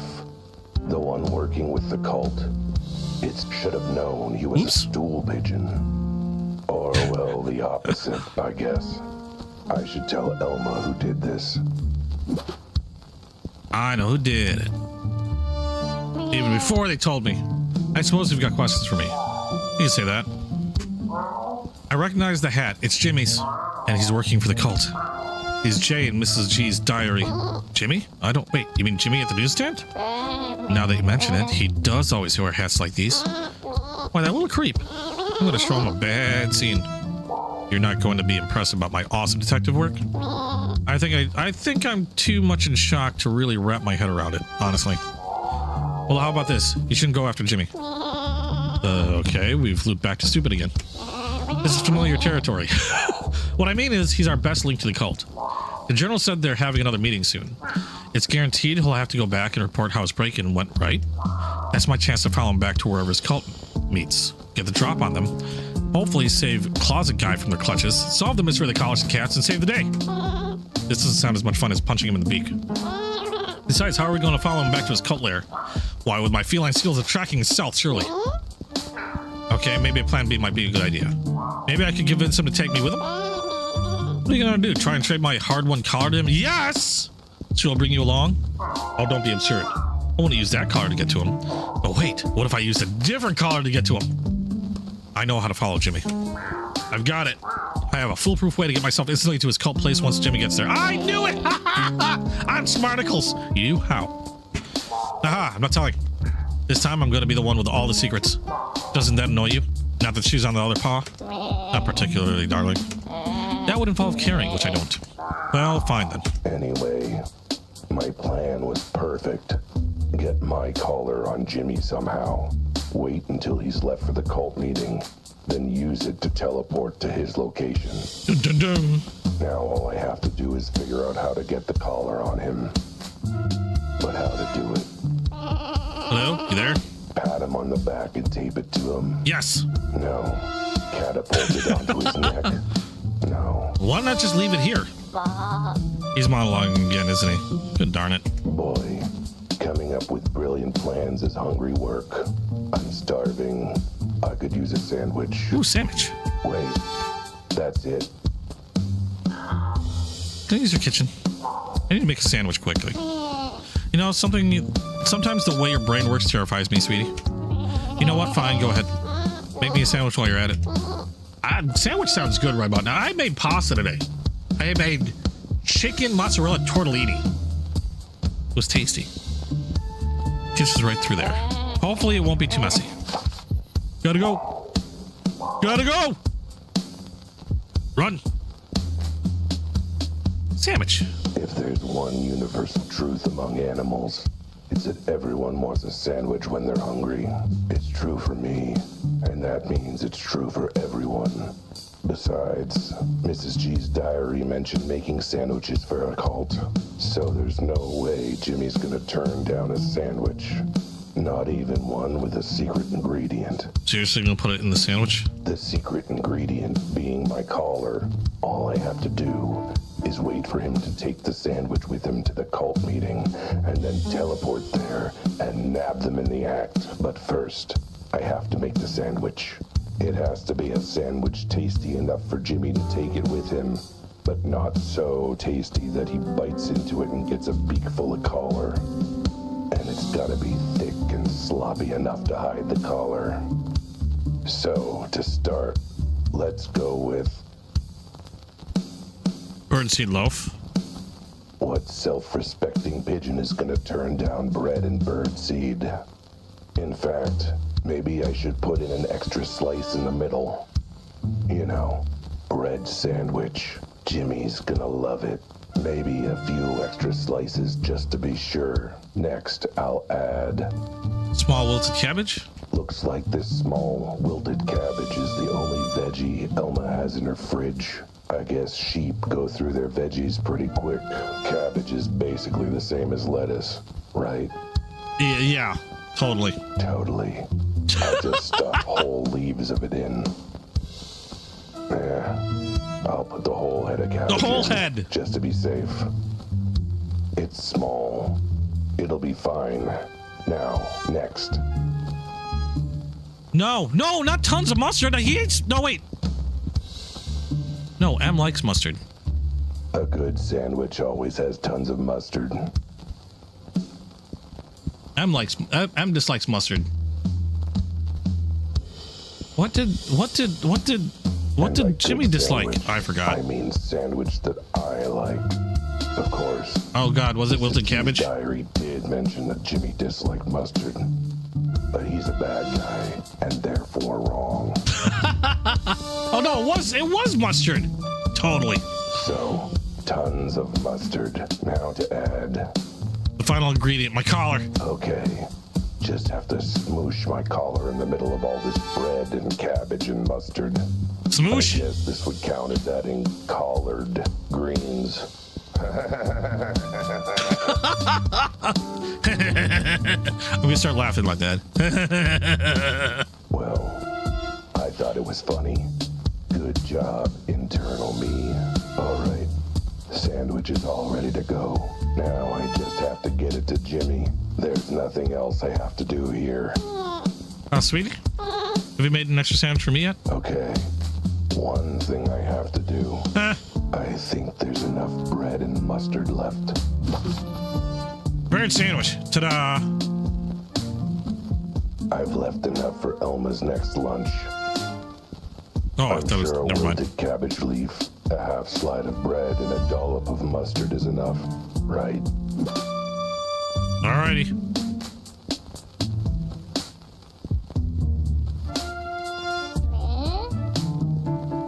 You can say that. Will you be okay? Oh, here's your sandwich. Will you be okay? Alright, I've got my sandwich and my plan to track down the cult. What about you? Will you be okay? No, you know me, darling. I'll be fine. This hole of mine washes clean. Maybe you should go check on your brother at the bar? If I don't take this weird, maybe cult, maybe gang down. Which you probably won't. You two should get somewhere safe. Alright, I'll go join him as soon as I'm done here. We may not have money to skip town, but we can at least hold up somewhere in the meantime. Now, I can't believe I'm about to say this, but thanks for your help. You're welcome. So that means I'm not on the cleanup duty here, right? Just go, okay? Sandwich! Here, I made an extra sandwich for you. Like you asked. This isn't a sandwich, it's 3 slices of bread glued together with mustard. Sounds like a sandwich to me. How old is this lettuce? Wait, is this cabbage? Where'd you get all this stuff? It was all in that handy sandwich making kit in your countertop. The green bag. You realize that was my garbage, right? all my old and out-of-date things, as opposed to all the very nice ingredients in my fridge. Did you even open my fridge? I can't say I did. But it's all good. I'm sure your leftover stuff will make for a great sandwich. I think this cabbage leaf has gained sentence. Gotta go. I've got other things to check on. Stay here in case I think of any other questions. Okay, bye. I'll leave now? Yes. Back to where it all started. To the bird who sold me that newspaper that got me onto this case to start with. I should have known. Can't trust anyone in this crazy town. Backstabbing, underhanded, criminal lowlifes. All of them. I'm the one bringing them all to justice. Yes. Shining a light on whatever weird, criminal, culty ring has got its claws into this city. Just wish, you know, justice and truth paid a bit better. Jimmy! Oh, it's you again. What do you want, cat? So, where's your hat? I think this is the first time I've ever seen you bare-crested, Jimmy. Where's that hat of yours? Beats me. Drop it somewhere, I suppose. It's just that you look so much different without it. More sinister, suspicious. Well, better than being a cat looking sinister and suspicious all the time. Anyway, you didn't answer the question. What do you want? I want you to confess that you're hungry. Hungry for a sandwich! You've been here for hours. Surely you've got to be peckish. Get it? Oh, I'm sorry. Get it? Because you're a bird and I can't decide if I hate cats or just hate you. Oh, is that any way to talk about someone who's made you a sandwich? I figure you can take it and have it on your break. Wherever that might be happening. Who made me a sandwich? Why? Just giving sandwiches to everyone? Actually, I'm handing out sandwiches to everyone. I came by to give one to you and Rudy. But I guess Rudy's out, so... Why are you handing out sandwiches of all things? Because I feel like I need to make a better effort to be nice to people? Maybe. And everyone loves sandwiches, obviously. Except for animals with no way to process gluten. You know, like us birds. Sure, like, oh, all right. But trust me, this sandwich is worth nightmarish indigestion. Indigestion. Say that word. So what kind of sandwich is it anyway? Collard greens? Yeah. There's a collard green sandwich. A what? What did you say? Collard greens? You know, like regular greens, but trendy? Oh, yeah. Sorry, I thought you said something else, like collar or something. Wow, no idea how that happened. Guess he wasn't collars on the break. Anyway, I'm sure it'll be a nice meal for later. Like later during your break. Not now. And maybe not before you get to where you're going for your break. Which is home, I'm sure. But could be somewhere else fun, I'm sure. Oh, you also might not want to bite your beak down too hard. Some of the fillings are a bit on the tough side. Whatever. I'll take the sandwich if it'll shut you up. Oh, great. Here you go. All wrapped up in a nice little paper bag, ready for you to have later. What are you standing around for? Waiting to watch me eat it? No, just waiting for a nice thank you for my thoughtfulness and willingness to buy a hat. To bury the hatchet. You're gonna be waiting for a long time. Now go wait somewhere else. I've got to clear up before I head off for my break. Quest completed! Woohoo! It's the point of no return. Point of no return. The moment when the facts come to light and the case solves itself. Justice! The moment when I'm finally able to figure out what the heck is going on. Sometimes, partly, bits and pieces. If that, Jimmy's got the sandwich with the collar inside it. What if he did eat it? By now, he'll be on his way. I'm totally gonna appear in his gut. If he isn't there already. Planning ritual kidnappings and home break-ins is hungry work. It is hungry work. Obviously, he'll want to bring a tasty and filling sandwich to their hideout to munch on, meaning I can teleport there via the collar inside. And once I'm there, all I have to do is bring the entire cult to justice, expose their ties to the criminal underworld, save the closet guy, and get justice for that poor dead warehouse kitty. I have no idea how I'll do all that, but I'm sure I'll figure it out as I go along. I think as long as I show up, everything will be fine. Hi, bye.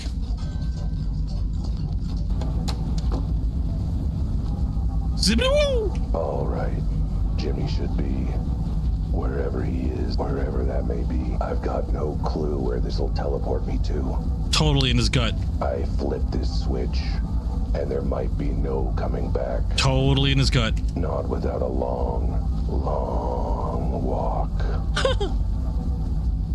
I'm ready. Let's go, before Jimmy gets too peckish and starts tearing into that sandwich.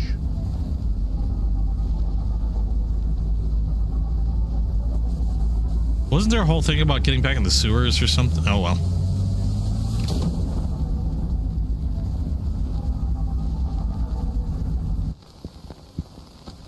And I am where?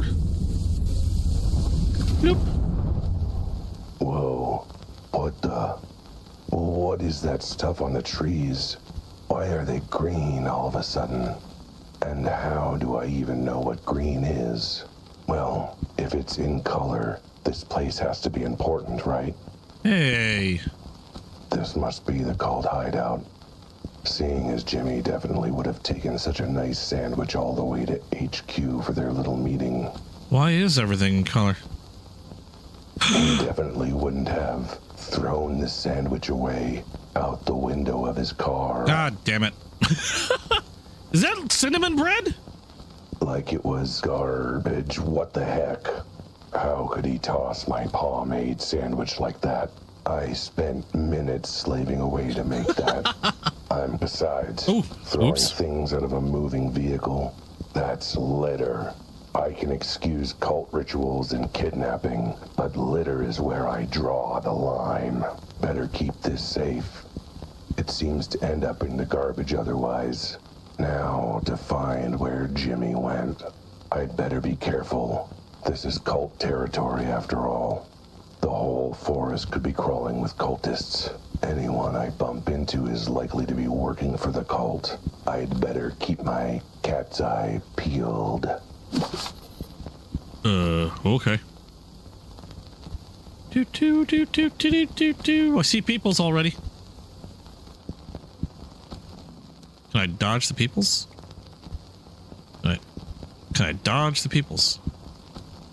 Am I gonna run into the peoples? Can I get a skirt around them? Get a skirt around. This is stealth mission time, dude. Have a good night, Morgan. I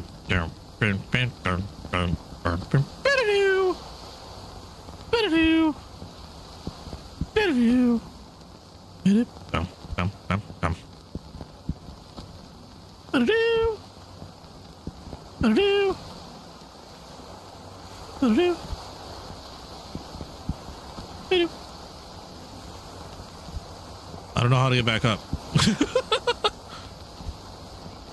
I'm assuming I have to be careful, and that's why I'm avoiding them and not talking to anybody. I'm not talking to a damn thing. People fishing.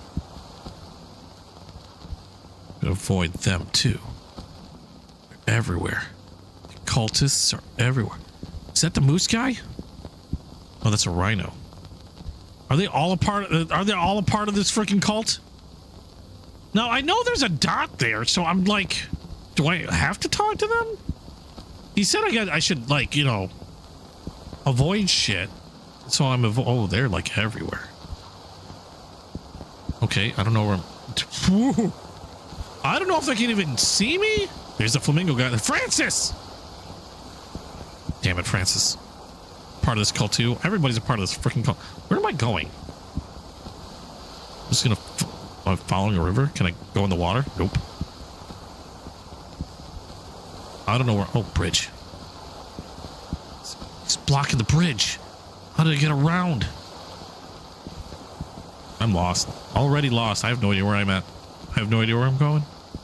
I'm just walking now. Totally just walking now. Is that a bridge? No, that's trees. I need to find a bridge. Found one. I'm thinking if I just avoid talking to anybody in general. Like you, for instance. Don't see a thing. Did I find a bridge? No, I haven't found a bridge. I found absolutely nothing whatsoever. God damn it. How do I get past the water? There's a fall. Do I have to get past the... God damn it. Yeah, I can't go across the river. I thought I saw a bridge, but I was wrong. Mistakes have been made.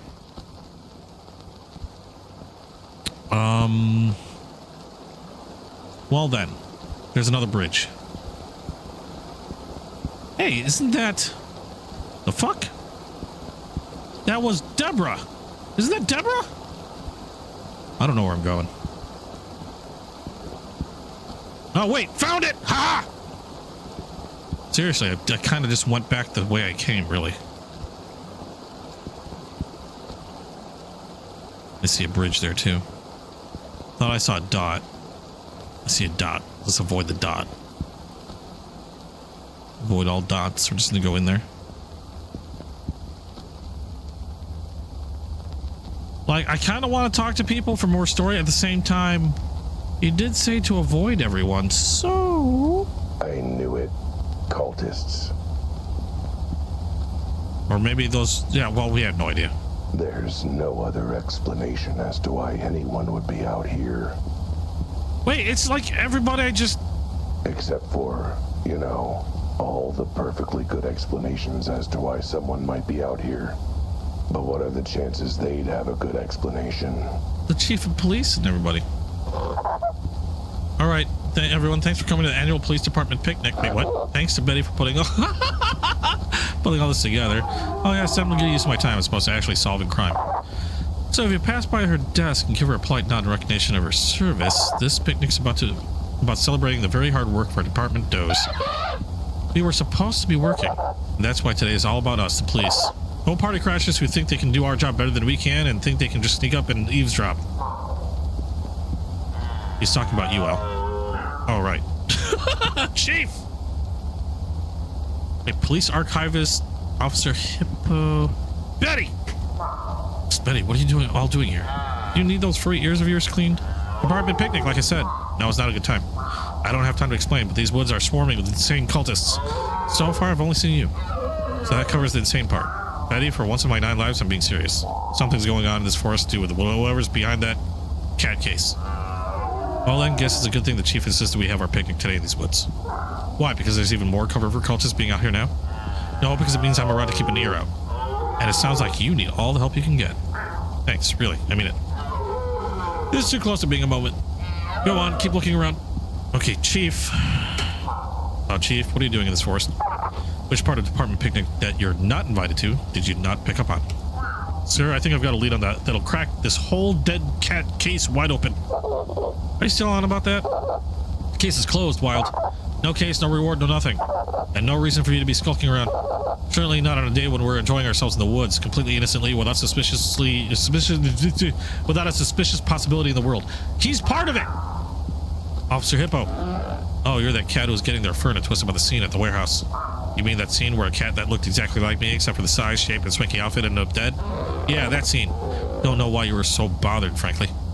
Police archivist, been looking forward to this picnic. I could use some fun social downtime after working so hard. You don't do shit. Oh yes, I saw how hard you worked at the archives. So hard. Look, I was awake and capable of conversation. I consider that a pretty damn productive day myself. Besides, it's hard work having the memory of an elephant. It takes a lot of mental diligence to never forget. I guess that makes sense. Also, who are you again? Leaf. And alone again he was. God damn it. Okay, so that's what I get for walking that direction. Can I get into the... Yeah. Go this way. Into the creepy looking, not quite a mansion, like a cabin. But... Okay, cabin. Exactly the kind of remote secret location a cult needs for all its dark rituals. That's where I keep... Or that's where I do all my dark rituals. Is a nice cabin. Who knows what sort of diabolical scene I'll be walking in on.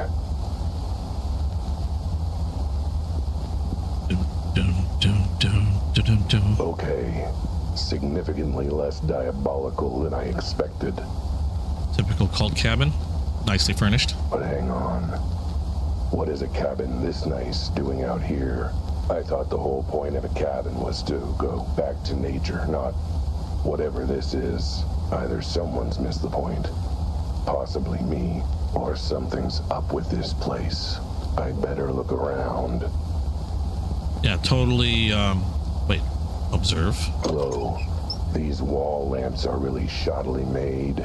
They just fold over the second you touch them. Either that, or they're hidden levers. But what are the chances a secret cult would be into that sort of thing, right? I wonder if there are any others. Oh, secret cults are totally into, levers. Oh, is there a timer?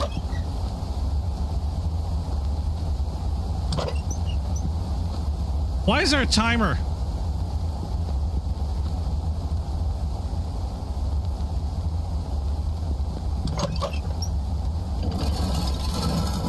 Oh, well, there you go. Open sesame. I was like, why is there a timer? Why is that happening? And then all of a sudden, that happened. No more timer. I can roam around. Oh, nothing else. Wait. Open sesame. Sesame. Would you please open? Really? Ugh. No way I'll make it from the switch to the other side of the door. Not without getting squished. Maybe I could brace the door open with something. I don't know. Eesh. This culture doesn't go much for convenience, does it? There's gotta be something that I can stick in this thing. Coat rack? No. Chair. Oh. Vase. Wood. I found wood. Let's start with this one here. Hold. And timer goes. That one. We got these two. That one. This one. That opens up. Grab the wood. Ah, perfect. That should be sturdy enough to wedge the door open. And But wood. Ha ha! Ooh, hope that'll hold. Guess it just needs to for another few seconds. There I go. I'm in the caves. I had a save point. This is good. Or very bad. Oh, crap. It's a map. Oh, hey. That's handy. A map of the evil kidnapping cult's lair. Elephant. Bird. What? Elephant. Bird. Yeah. Am I supposed to take? I'm taking a picture of this shit. It's business. Because I don't trust my memory whatsoever. So, photo op. And clickety click. Okay, there we go. We'll put that like right. Oh, it's gonna fall. Right? No, that's totally gonna fall. God damn it. That fell. Whatever. See, there it is. Layer in big letters. We're gonna check out the lab. We're gonna see what C is. Even have it underlined. How thoughtful. It's not underlined. I guess that must be where the cultists gather. Let's not be there for the moment. What else is there? Oh, hey, it looks like we're close to all the animal cemeteries in the area. That's not creepy in the slightest. The elephant graveyard is near here. Hope they've got big holes and big shovels to dig them. Budgie burial grounds. For all the budgies and birds of a feather. I was there once. Mistook it for an all-you-can-eat buffet. And, of course, kitty for the dead. I'll be there one day. It seems this tunnel system links up with all the cemeteries around here, with different ways to get to each. I'm sure that's not in any way, shape, or form going to be important information to remember. Maybe I should explore for myself a little. Worst case, I can always check the map if I forget anything in 2 minutes or so. Okay, so we're gonna go to the right if I understand this correctly. I have no idea where I'm at. I can run this way to the lab, this way to my face, this, and I'm totally lost. Totally got lost. Okay, wait, hold on a second. Wait, did I miss something? Let's go back this way. I missed a door. There we are. That's where I wanted to go. This is to the lab. Aha! Whoa. What is this place? What is all this stuff? Whatever it is, it's stuff I don't know anything about. Maybe I should go find something I do know about. Okay, well, we got things and stuff. I don't see any yellow buttons. Guess we'll come back here. It's a teleporter! Okay. So the next stop would be to go to the sea. We're gonna go there. That should be straight ahead.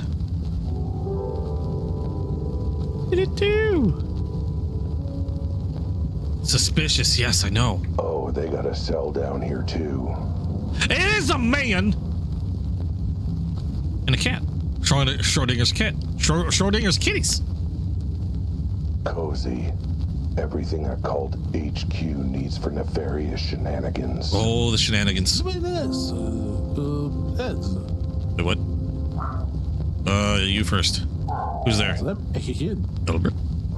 How'd you know my name? Well, good. You've grown, Albert, and started walking around on 2 paws and wearing clothes, talking. Wait, you're not my Albert, are you? You're the Albert of this universe. Of course, it makes sense. Actually, no, nothing is making sense right now. So let's start with something I can make sense of. Who are you? My name is Irvin Schrodinger. I'm a physicist specializing in quantum theory, and these are my cats: Niels, Werner, Max. Wait, that's not possible. You're on some sort of lecture trip aboard, or abroad. Abroad. One of the two, I think. Also, I'm fairly certain you're not weirdly pink and furless. That must be my counterpart from this universe, I imagine. If there are multiple Alberts, it stands to reason there are multiple Schrodingers. Wait, that's right. That was the name of Mr. G mentioned. You were the one trapped in the closet, weren't you? Yes, that was me. His wife trapped me in there after I arrived in your world. Mr. G found me and went for help, but his wife returned before he did. She and her cultist friends brought me here, and I've been stuck here ever since, save for when they forced me to work in the lab. Lab? Our world? Hang on. What are you talking about? I'm from your world. Or I'm not from your world. It's complicated, hard to explain. I tried to tell Mr. G, but I don't think he quite understood. Well, if he didn't understand it, then I'm deep cowpats. Just try explaining it like I'm 5 years old, because, well, I am 5 years old. Let's start with our world. What do you mean by our world? Or your world? Whatever. You see, in quantum theory, there's this idea of the multiverse. Multiple universes all existing simultaneously parallel to each other. At every event point, a diversion can occur, creating a new universe. The multiverse is a quantum superposition with infinitely increasing divergent quantum worlds. I was with you all the way up to, you see. All right, well, the simplest version is that there are infinite worlds and dimensions out there, each springing out of different choices or outcomes. Let us say you chose to have butter on your toast for breakfast this morning instead of jam. That means that parallel to this world, there's a world where instead you chose jam, and the rest of the day played out accordingly. Joke's on you. I had both butter and jam on my toast this morning. So the point is that every potential outcome in all of history, there is a word for it. And then there's a world for it. And then worlds for outcomes within outcomes diverging further and further. Thus, some worlds would be identical to the one you know, while others would be very different. To the point where some have animals that don't speak or wear clothes or stand like humans. What are humans? My point exactly. Your world does not have, due to some earlier difference in history, and yet I am one myself. Both worlds have Schrodinger's, and it seems Albert's, but they are very different animals, literally in some cases. Anyway, anything else I can explain? The lab. You said the cult had you working in the lab. What does that mean? When I first arrived, I told the she-wolf that what happened and where I came from. I thought she could help, but instead she told her cult, and they got an idea. They thought they could use me and my work to achieve their own evil ends. So they locked me in here and made me work on their little project. And how was that going? Bad for them. None of them knew anything about quantum physics and engineering, so they just threw me in and threatened me to work. At first I refused. What was my life to stopping them anyway? But then they brought Niels and Max, and I couldn't put them at risk. The weird looking cats? They threatened them? Yes, unless I designed something that helped them. But even then, they didn't know what I was doing, so I was able to work on something to help me escape. But more fool me. They tired of my delays and excuses and locked me up for good. And worse, I realized that I was just their backup plan. Backup plan for what? A rainy day? No, for finding all my cats and collecting their collars. To my gut. The collars! Tell me, are they safe? I know the cult recovered 3 of these kitties here, but what of mine and my Albert's? How'd you get here? How'd you get in this cell anyway?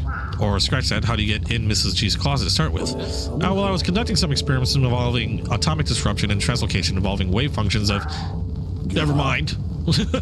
On second thought, considering no one else seemed to understand what I was testing, I'll try and keep it basic. Suffice to say, I was working on an experimental machine that required a test subject, and considering I'd already done some major thought experiments with cats, I figured it was only fitting to use them again. Did the cat agree? In our world, cats barely agree to anything. But my Albert eventually got in the box and I activated the machine. But when I opened the box, Albert was gone, along with his collar. I had no idea where he'd gone or what happened to him. So you stopped the experiment in his tracks so you could find my counterpart, right? No, in science you must repeat the experiments to ensure the results are accurate. So I did it again with Max, Werner, and Niels. By the time I realized what had happened, that their collars had supercharged the machine to cause multiversal transportation, all of them had vanished and I was very worried. So I attempted to follow them. You got in the multivaginal teleprompter box? Yes, the multivaginal. Yes, along with the collar to ensure the same traversal would occur. And it did, albeit with some complications. One such complication was appearing in a certain apartment along with a large implosion that took out the wall. So the holes that kept coming out were from you and your cats teleporting in. That's right. And in my case, it certainly caught the attention of the animal living there, Mrs. G. She acted concerned, asked me what I was doing there, and after I told her everything, offered me some rather potent tea that put me to sleep. Sounds like you know the rest. The collars. Don't worry, the collars are safe. Well, 2 of them are. Thank goodness. I'm glad my friend Mr. G was able to take them somewhere safe. Yeah, I've got both of them on me. In my pocket. You what? You stupid cat, why would you bring them here? Don't you know they're what the cult is looking for? I don't understand why they're so important, other than, you know, the whole I can teleport places thing. The experiment that sent the cats here supercharged their collars with... Wait, you want simple or accurate? Oh, simple 100% of the time. Well, the collars got charged with energy when they were transported to this world. Thus, the power to be in two places at once, like a teleporter, as you apparently found. If all 5 were in the same place, they would have enough combined energy to do that for places between worlds, or to rip open the space-time fabric between them. Still not simple enough. Is that good or bad? Oh, very bad. It's one thing for a human or cat to come from one world to another, but an entire universe? Even I couldn't guess at what might happen. One world crowding out another, both worlds being merged by force, both worlds blinking out of existence. Yeah, the last one seems like something that should be avoided for sure. Indeed, which is why I gave my collar to Mrs. G to keep it away from the cult, not bring it straight to them. Dumkov. The cats. So what's the deal with these cats? For starters, they look different, small, naked. That's natural for our world. In our world, cats are small and adorable pets that live around humans as companions.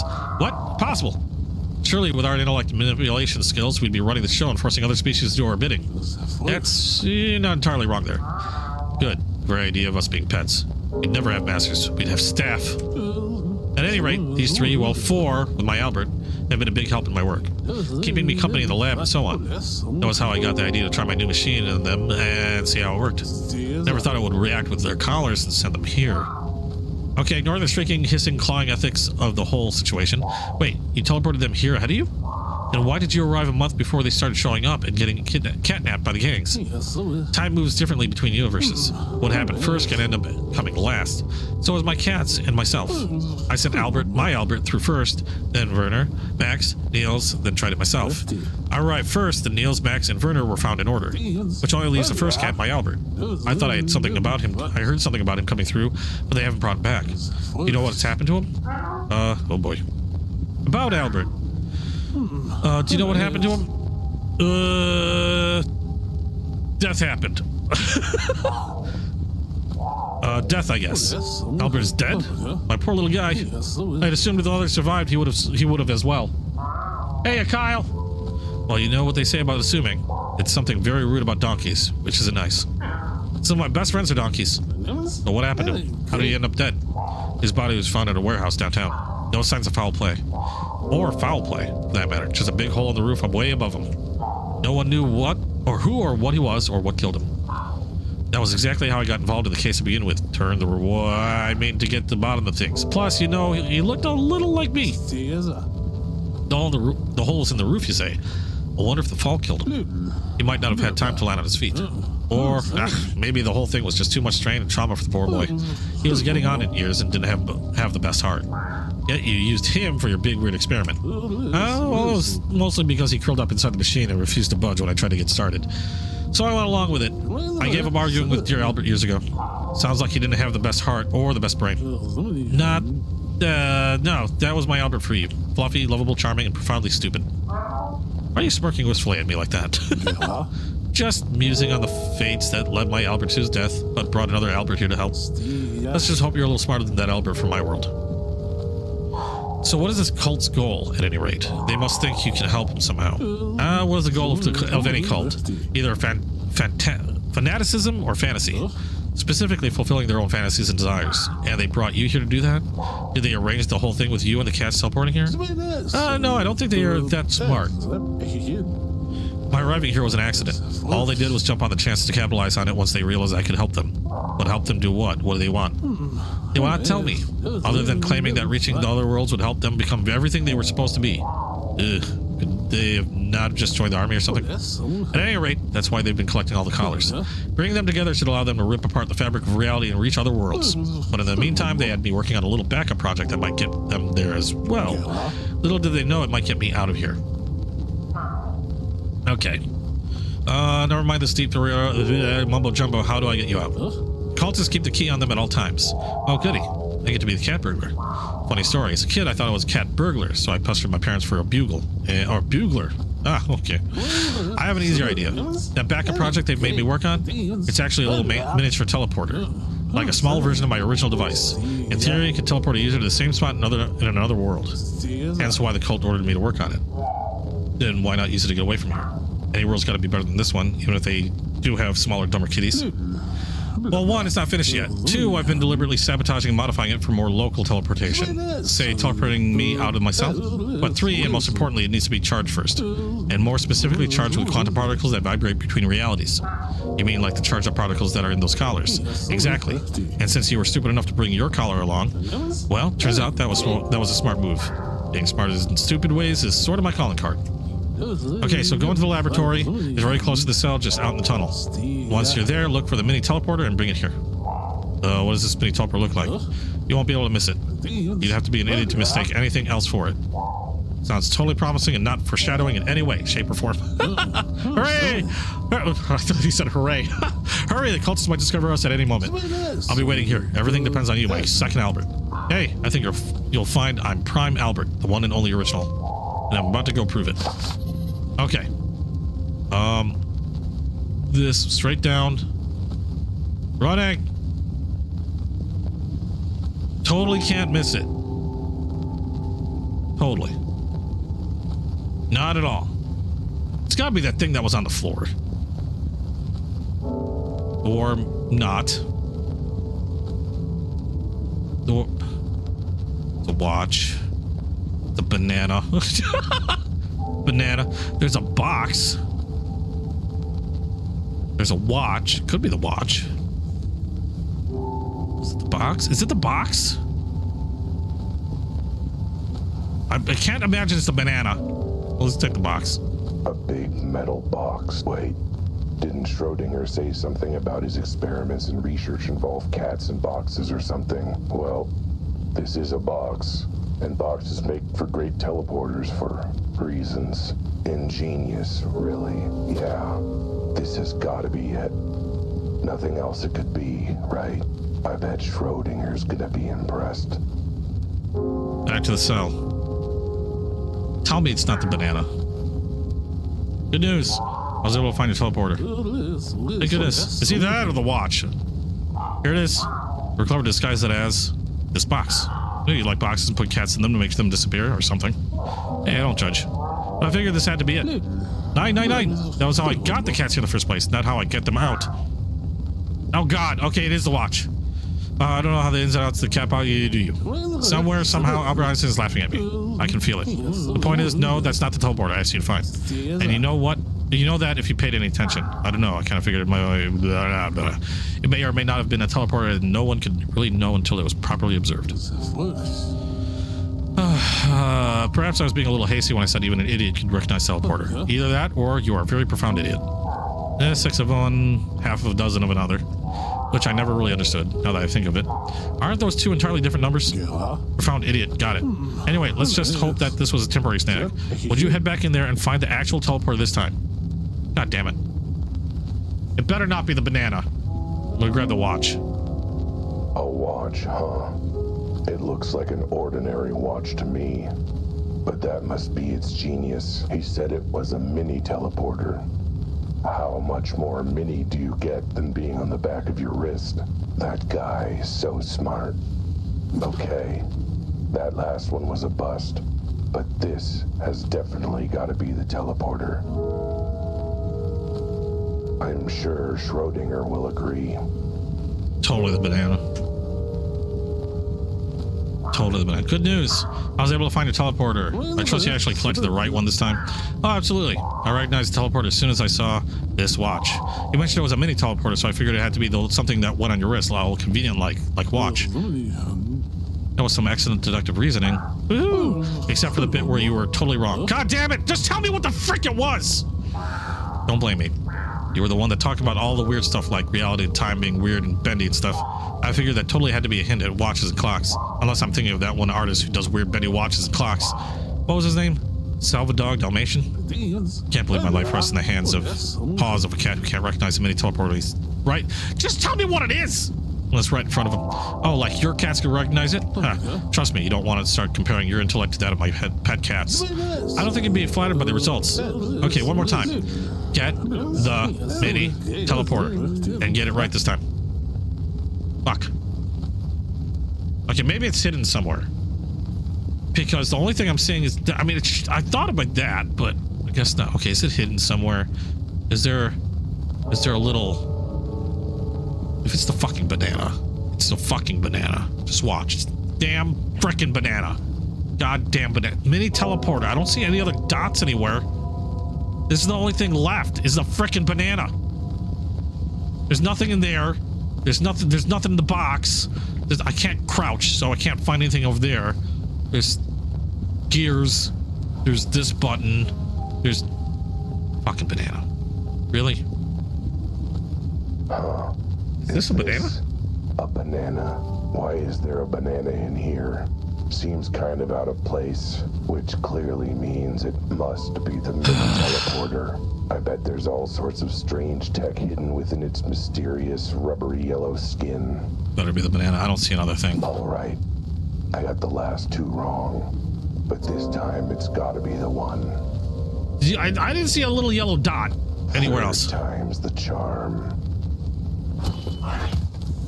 Ow. That hurt. That thing! On my feet that time. Because something was under my feet. But it was no dot! What did I trip on? Huh. What's this? Looks like some garbage just lying around.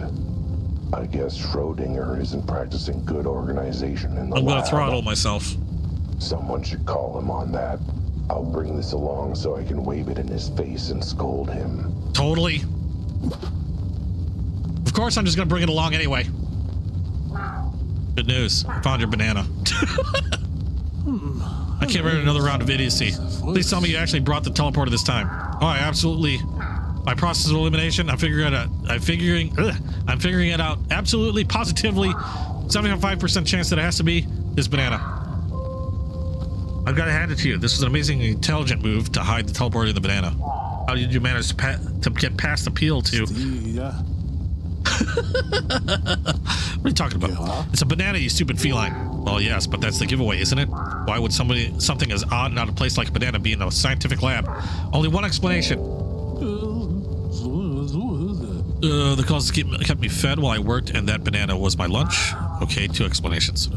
Unbelievable. A lab with barely anything of note, you still failed to find the one vital device. Hey, I tried, okay? I went through almost everything that was there, and now there's barely anything left. I'm down to one last thing to check, and the garbage I tripped over. Garbage? What do you mean? Oh yeah, this thing I tripped over on my way out. Don't you ever clean or organize your workspace? Or do you just litter anything broken or worthless on the ground? You stupid, beautiful cat. This is the mini teleporter. You found it. I knew it! I did? I mean, obviously I did. But are you sure? It looks kind of dead. It doesn't even turn on? Of course not. That's because it hasn't been charged with the quantum particles. It was why I couldn't use it earlier. I was hoping for a chance to charge it with one of the collars the cult's been keeping. But now that an adorable idiot has brought along his collar like a good little kitty. Hang on, I'm not that type of kitty. Oh wait, you mean you're Albert's collar. Sorry, I thought you meant something else. Touch this collar to mine. Touch this collar to the mini teleporter for a few moments. You should feel a slight tingle. Zap! But first all staticky. If it's ready, then hand over through the bars. Make sure you're ready to run once I'm out. After charging, Mini T, a miracle in a small device. Achievement unlocked. All right, I think it's got enough juice in it to get where it's going. Excellent. Pass it through the bars to me, and I'll activate it. Hey, yo, it's Max Warner. Come to me, little ones. We're going to get out of this nasty place and back home to a nice saucer of milk. Actually, Mr. Physicist, who apparently doesn't know his biology, most cats are lactose intolerant, and there he goes.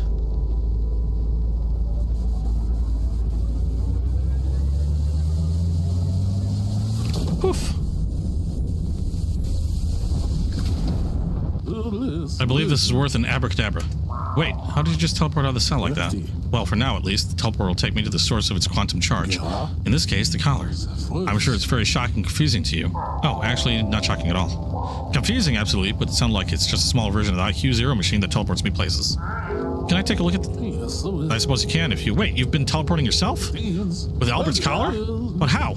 It's a long story. Lots of physics involved, which you probably dig, actually, and the machine's a lot bigger than this. More colorful, too. Well, perhaps you can tell me all about your own quantum spatial adventures. Maybe after we escape this benighted cult? Right, follow me. I've wedged the open entrance to these tunnels. Once we're through and back in the cabin, we can go get help.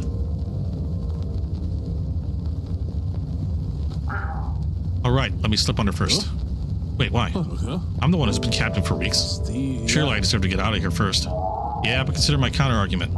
I don't like it here and I want to leave, so I should get to leave. Fine, go ahead then.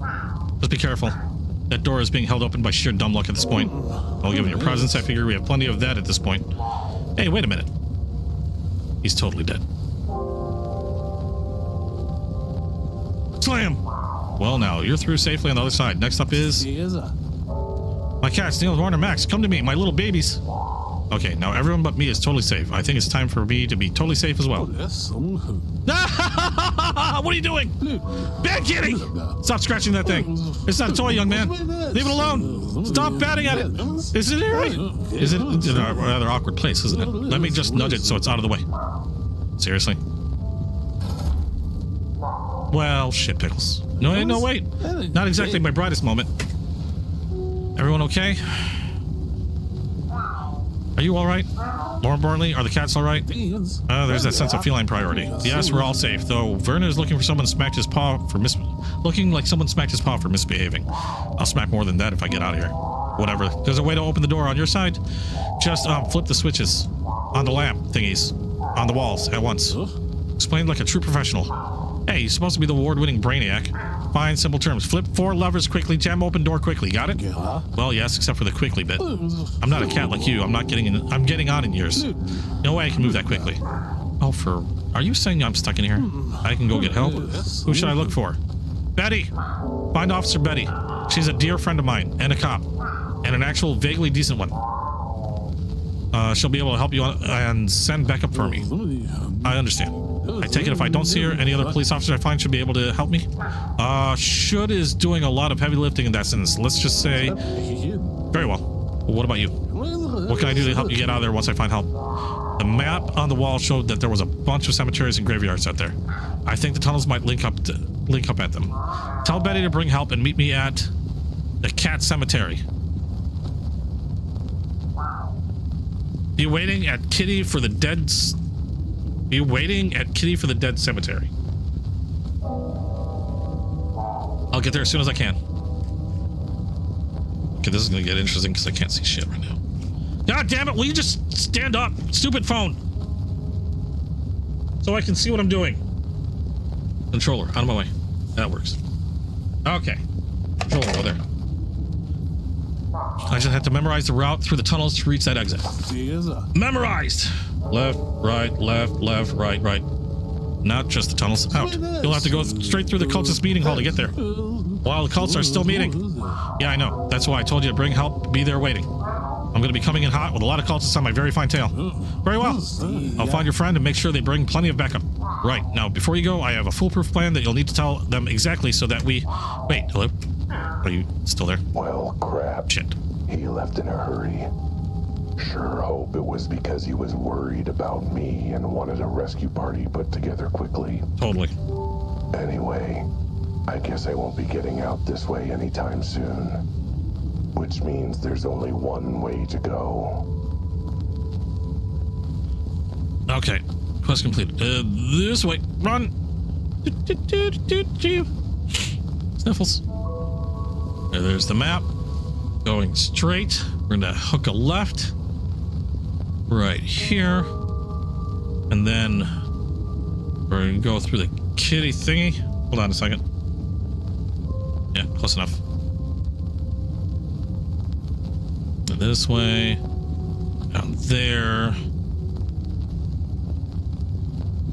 Ah. All right, here we go. Into the lion's den.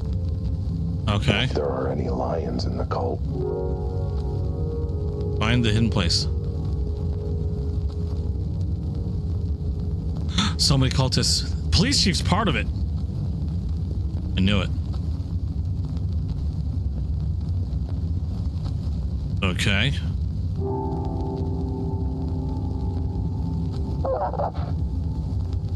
Brethren, we're approaching the dawning of a new age. Everything we've worked for is at hand. So the chief of police was in on this. I knew it!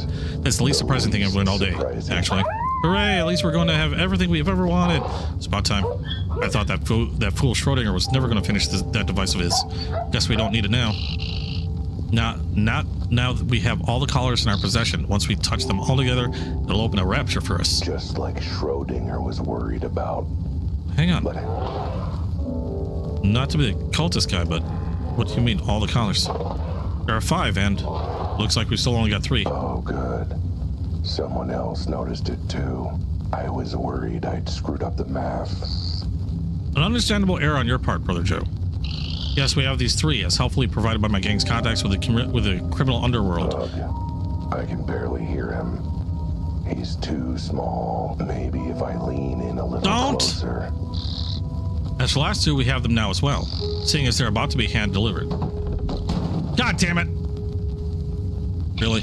Hand-delivered by the world's biggest moron. Told you that idiot would show up eventually. Oh, this is, I can explain. I'm here to arrest you all!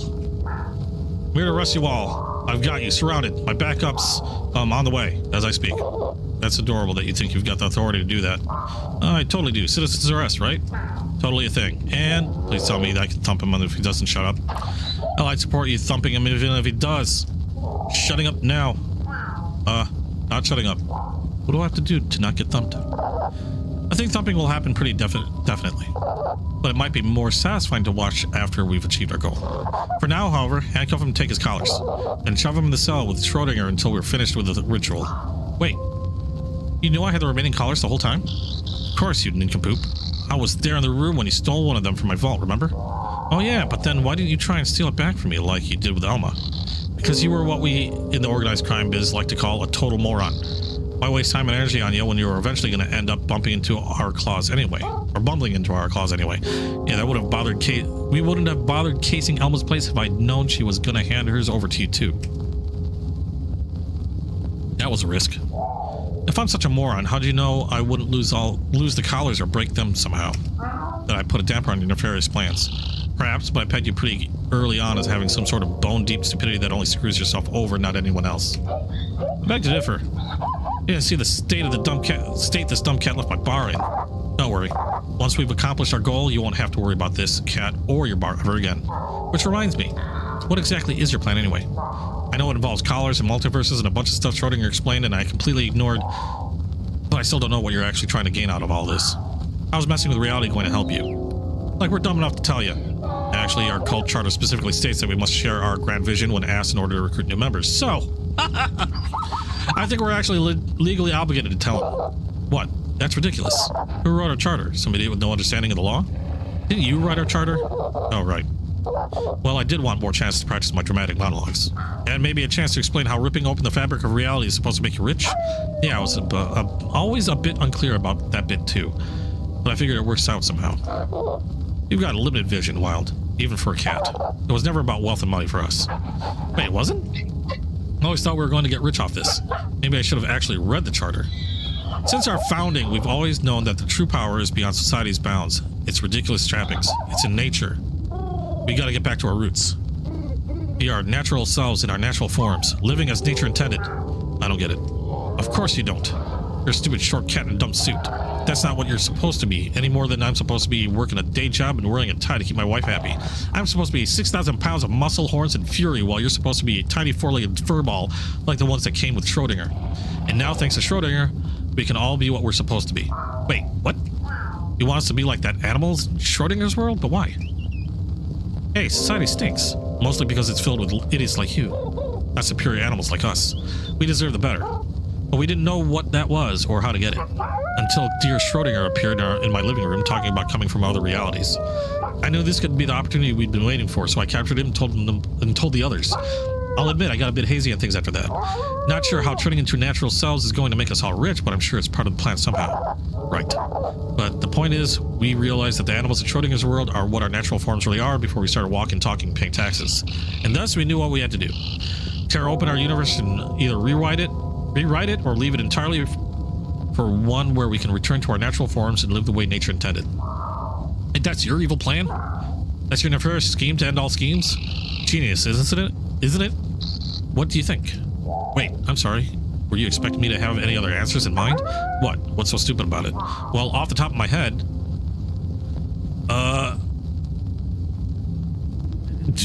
It'll destroy reality? He realizes to bring the collars together could rip open a hole in the quantum metric multi-thingo what's this, and that's bad? Who cares? Not our problem. I'm fairly certain that our universe is ceasing to exist technically counts as your problem. No, it'll be your universe. We're going somewhere better. As long as that doesn't get destroyed, I suppose. And if all the universes are destroyed, what then? I'm just saying, this ultimate plan of yours doesn't seem very thought out. Or at all thought out. Or like anything resembling thought went into it. You've got some nerve saying that, Albert. Considering you're dumber than cats Schrodinger brought with him. That may be true, but it seems like I'm smarter than all of you, huh? We're not the ones outnumbered and trapped. Joe, Jimmy, grab him, take the collars. And he can keep Schrodinger's company. He can keep Schrodinger company in our cell. Music to my ears. Give it up, cat. Wait, before you lock me up, there's something very important I have to tell you. Or say to, Jimmy, Joe, Mrs. G. Mrs. G? Mrs. G, bad news. I found out why your husband was really hiding in his bedroom. He was getting his ducks in a row. Pardon? I don't think we had any ducks run to our place, and certainly none of them went to see him. I mean, divorce ducks, ducking divorce. I mean, whatever. He's planning to divorce you. What? How could he? After all the cleaning I've done for him. I know, right? And now he cuts you loose to go date another wolf in sheep's clothing. Now, if I have anything to say about it, I'll huff and I'll puff and I'll save it for later, okay? We've got bigger things to worry about. And this is just distracting everyone. It sure is. Yoink. Looks like you forgot that as a cat. I'm good at 3 things. Being dumb, being distracting, and being dexterous. Run! He snatched the collars. Get him! Prepare to run. Oh, ow, ow, ow. What? Retry. The fuck was that? Oh, I'm not running. I just have to hit the... Okay. Left. Oh, shit! Left, right, left, right. Huh. Retry. Left, right. Left, right. Okay.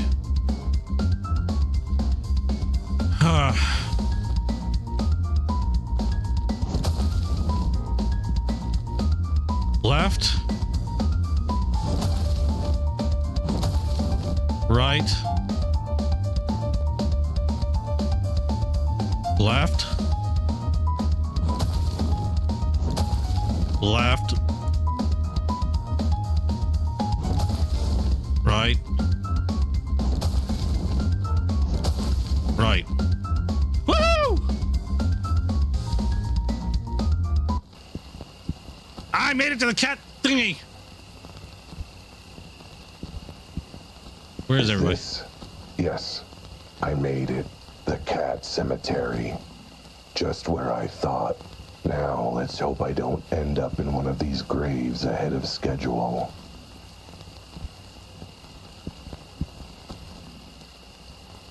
What was the cat cemetery bad idea? Wow, this is cutting it close, too.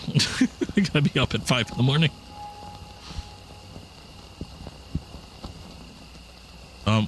What's going on? Wait, oh, I had to hit friggin'... Oh, come on. Oh boy. You sure caught up quick. Give it up, Wilde. For the very last time. Forever, in fact. You're under arrest. Funny you say that, Chief. That was gonna be my line to you. You're under arrest for conspiracy, theft, kidnapping, catnapping, cat slaughter, and attempted destruction of reality. What? There's no such law for that last one. I should know. I'm a cop. Actually, reality has certain incidental properties. Thus, the destruction of reality can be seen as a destruction of property. So, Schrodinger. For once, I'm glad to see someone smarter than I am. You found Betty, like I suggested? Obviously, I'm here, aren't I? And as always, I'm thrilled to see you, Officer Betty. Glad to know you were worried about me being catnapped, but what was that about cat slaughter? I'm perfectly fine, as you can see. That wasn't about you, Dummkopf. That was about my cats. Poor little Albert. Well, those jokers won't be hurting anyone else, cats or no cats. And they won't be ripping apart reality and destroying space and time either. Okay, thanks to you, Albert Koff. Don't make a thing of it. But I can't believe I'm... did I really just cough? But I can't believe I'm saying this. I'm glad you're all right. Well, I think I lost a few of my 9 lives, but I'll be fine. What took you so long anyway? That was my fault. I thought we could use a little more help. I mean, that gets us to reluctant tolerance. You'll have to do better than that if you want actual vague, warm feelings. Elma, what are you doing here? Well, when a strange pink-skinned creature comes running through the woods yelling for help, you start to pay attention. And you definitely do when you realize it's the same guy your brother found. So I figured, well, I'm already involved, may as well see it through. I was lucky to meet both Betty and Elma, but I was not expecting Elma to be related to the sheep who almost rescued me. He came to help too. I'm just glad I was able to actually help you get free this time. Though I also came for another reason. Honey, I could forgive your crappy cut pies, but your strange sense of decor, your ballet budget, even your habit of trapping interdimensional scientists in your closet. Wait, you can forgive that? But a cult bent on ripping apart reality? Sorry, babe, that's just too far for me. It's official. I want a devoted friend and partner who will weather any storm and also clean the place before going to jail. Okay, sweetie? Okay. See? I'm not the dumbest animal to ever live. Hate to admit it, but yeah, my brother's got you beat. What's going on? Why is my husband being arrested? Oh god, don't make me have to read out the charges again. Lily Joe was running with a really bad crew. He was trying to unmake reality just so he could feel stronger. As if. You don't believe I'd ever do something like that, do you, babe? Actually, 100% do believe it. What? Take him away. I think it's time I enjoy the single life again. So, do you think... Nope. Where is he? Where's that damn bird? I'm gonna kill him. Oh boy. This Schrodinger guy told me how much grief you've really given me. Not only did your cult screw up, but the only way this idiot would ever get the money to pay me back... Oh yeah, I forgot about that. But now this is gonna be front page news. Everyone's gonna want to know about it. And I'll have to run the newsstand by myself. And if that weren't bad enough, you lost your Johnny hat. You're so fired. Fine, I was planning to land on your antlers and poop on you as soon as I got my natural form back anyway. But wait, even if Schrodinger found you all, how'd you all get here? I drove them here, sweetie, naturally. Oh, okay, so they were fine. I heard the kerfuffle with your friend here looking for help. And when I heard you were in danger, I just had to pitch in to save you. That's really... Oh wait, let me guess. I still have outstanding bills. Can't pay if you're dead, I say. Besides, I'm a lawyer. And it sounded like this bus would result in a lot of potential new clients who need one. That they will. Perhaps a few of them will make use of your services while we finish booking them. And they arrested them delicately. Delicately? Yep, midnight, I see it. That's the last of them. They'll be going away for the absolute maximum law allows. So at least a few months. Betty, everyone, I don't know what to say. Except that... I'm awesome! Yep, I think that's all I have to say. I'm awesome. In what universe? Guess we'll never know. Now the boundaries between realities have been saved. I wouldn't say awesome, but maybe, kind of entertaining in a stupid way. Occasionally helpful. Tolerable in small doses. Giant pain in the... Oops, sorry, I can't hear any of you over the sound of how awesome I am. Never mind the idiot. Gotta get these cultists back to the station. What's next for the rest of you? I have to get back to my universe with my cats and these collars. They have to be destroyed so they cannot be used like this again. But returning to my own dimension would require a more powerful machine than teleporter I devised. I don't know where I might find one. I know where. Wait, you do? Well, wonders never cease. Can you take me there? Absolutely. And by take you there, I mean hitch a ride there because I left my car back in the city. Loading epilogue! There's something about the drive home after solving a case. You're tired, but triumphant. Drained, but delighted. Exhausted, but... Are you monologuing? Yes. Well, stop it. We've got no time for it. We're almost at the end, after all. You'll have plenty of time for that later. Yeah, I need to get to bed. Then what? Don't mention it. Between you and Albert and that weird cult, I've got enough clients to put 10 more kids through college. Driving you is the least I could do. Speaking of the kids, sorry if the seats are uncomfortable. They left their toys all over, so if you feel something poking into your butt, that's all it is. That's no trouble. I think my little cats have found them and are playing with them. Oh, they are adorable, aren't they? Are all the cats in your world that cute? They're way cuter than Albert here. Continuing that theme of speaking of your kids, Deborah, where are they? Huh? You took them out to the woods for a little family excursion, right? You didn't leave them here, did you? Or, whoa! Leave them. She left them in the woods. So, hope you two don't mind if I just drop you off the door, then head back right away. Seem to have forgotten something important. You're back. Sure am. And look, I saved Schrodinger and saved the world. Multiple worlds, actually. You did, technically. I'm as surprised as you are, frankly. I'm not. Ah, see? Someone believes in me. You actually expected this buffoon to save the multiverse? How? Why? Because he's an Albert, and Albert saved the day. Even the worst of them, it seems. That's me. I sure did. Well, I can't believe I'm saying this, but I agree with Albert. What do you mean Albert saved the day? Because that's what we do. That's why I'm here. Wait, who are you? Is that Schrodinger's? Wait! Sorry for the disguise. What? I was under orders not to reveal myself until the situation was under control. That's why I wasn't very chatty. Didn't want you recognizing your own voice. You're freaking gorgeous! You're freaking gorgeous! I've never seen such a handsome devil in all my life, except when I look in the mirror. Why, thank you. You're quite dashing calmly yourself, if I do say so about myself. Perhaps proper introductions are in order. Like you, my name is Albert Wilde, but I also go by Albert693. Nice to meet you properly, Albert120431. I've never seen such a handsome devil in all my life, except when I look in the mirror. That's just the designation number of your reality. There are countless versions of reality, versions of people, versions of Alberts. But we needed to keep them straight. Fascinating, so you're Albert from another reality. But what are you doing in this one? Oops, save you, Schrodinger 3. And to save this world, your world and every world.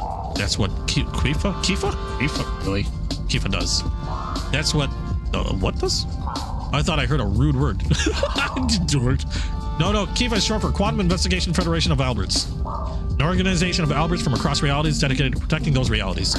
When a reality is in danger, one of our agents, me in this case, uses one of our quantum teleporters to head into the field and deal with the situation. What kind of situation? Oh, all sorts.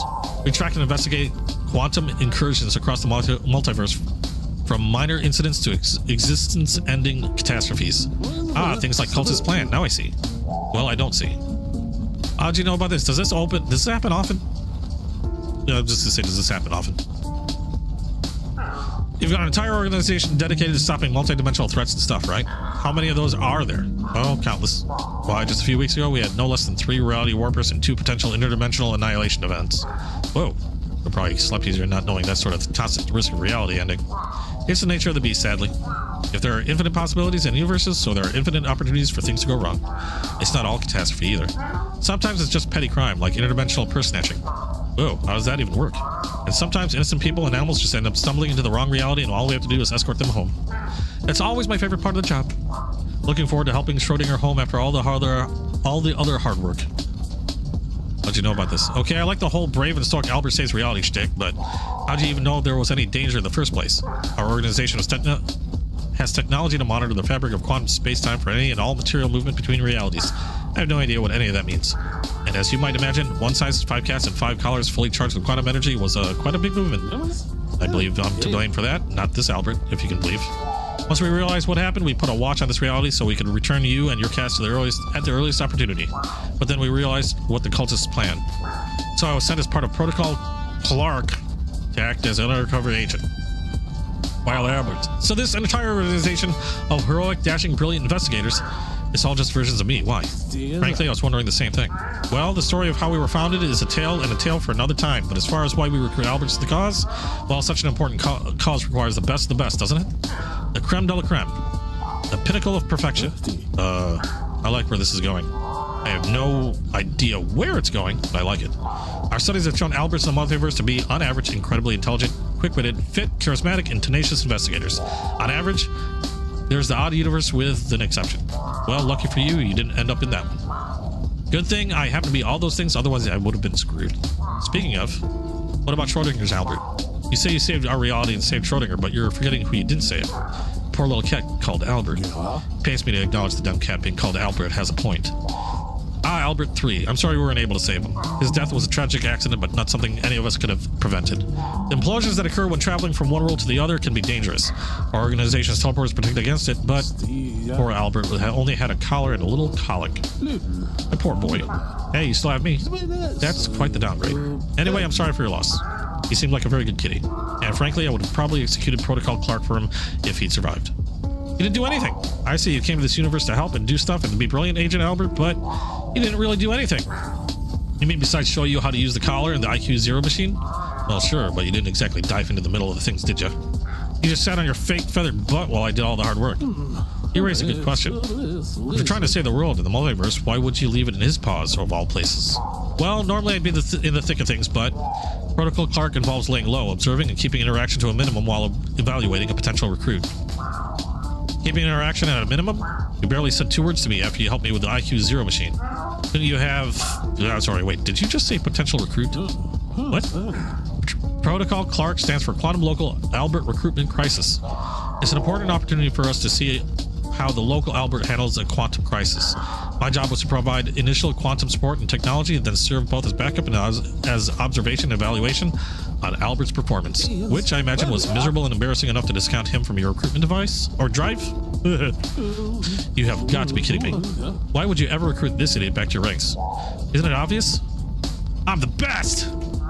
Did you get the memo about their org? They only recruit the best of the best. Creme de la creme. And that's me, right? Well, that's beside the point.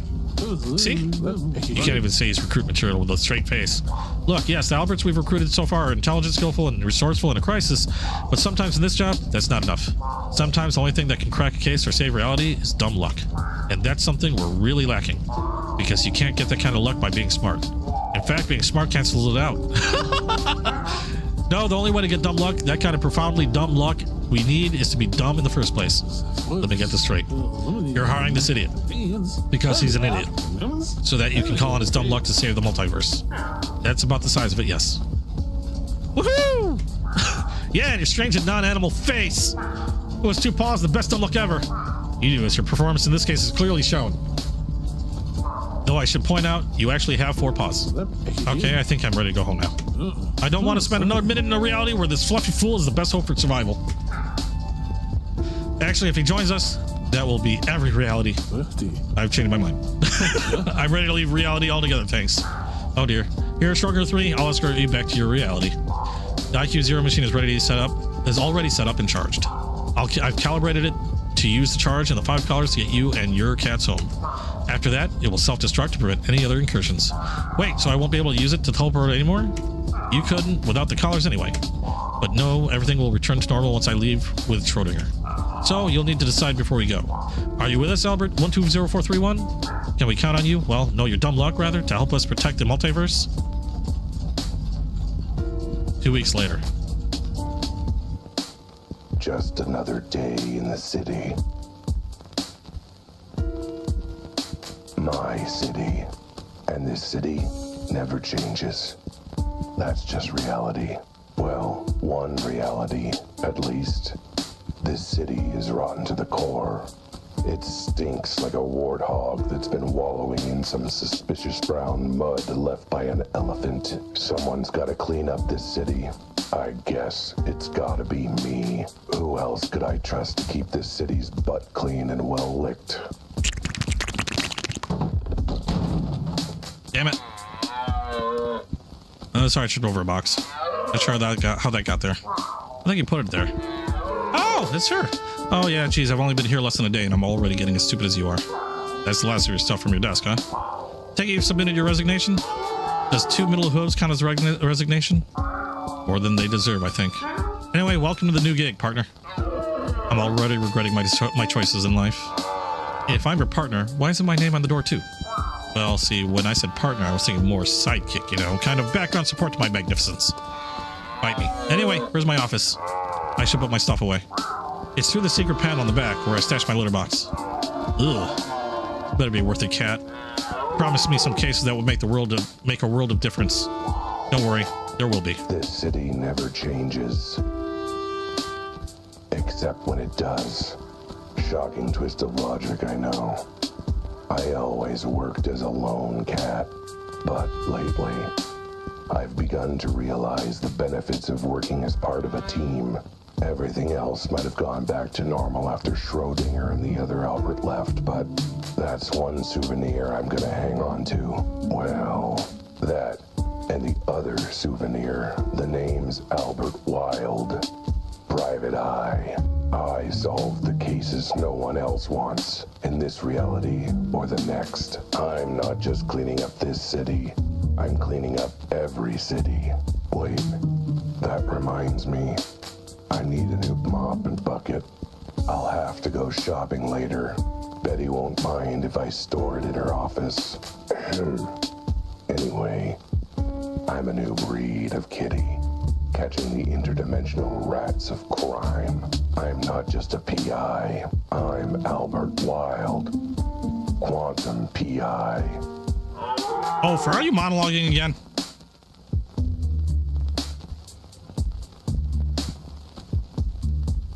Ha!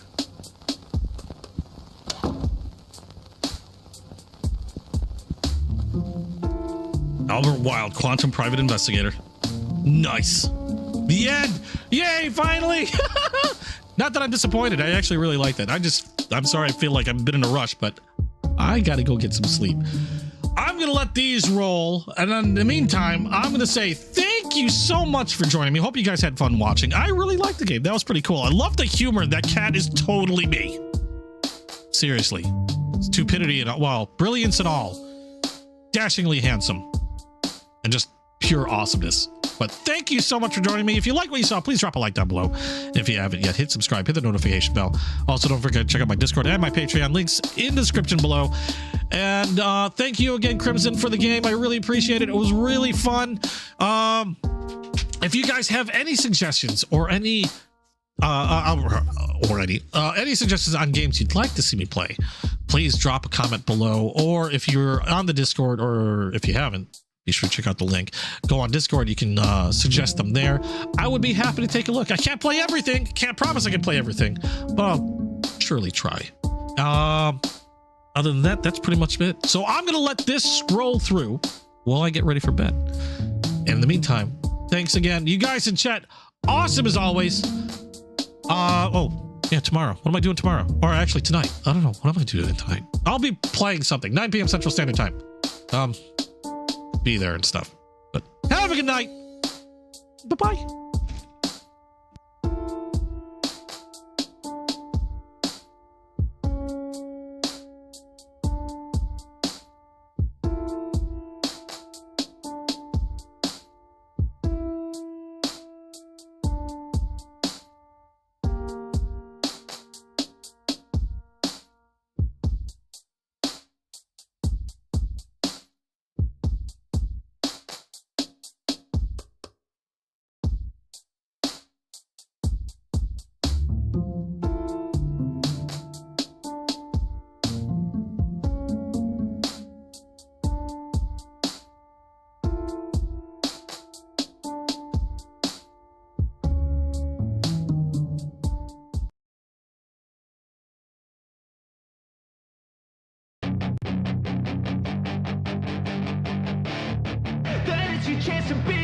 Hey kid, don't ever let them get inside your head. They'll tell you what to do in life instead of everything you know that you could get.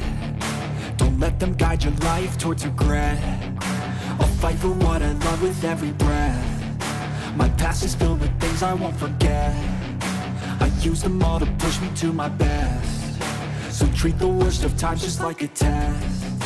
If only I could go back in time, I'd tell myself that everything will end up alright. Just push yourself, test yourself, figure out what you like, and find your limits, don't be rigid, always work towards a prime. Surround yourself with open minds, people can change your life. A few friends with intent can help you feel alive. Find a passion, take some action, and with a little time, just be patient, make a statement, try to enjoy your life.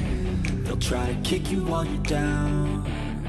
They wanna rise up while you drown. They wanna fill your head with doubt. They're silently scared that you'll figure it out. I'll make it look like I'm losing, won't bother hiding my bruises. And when they finally think you're wounded, then it's your chance to be ruthless.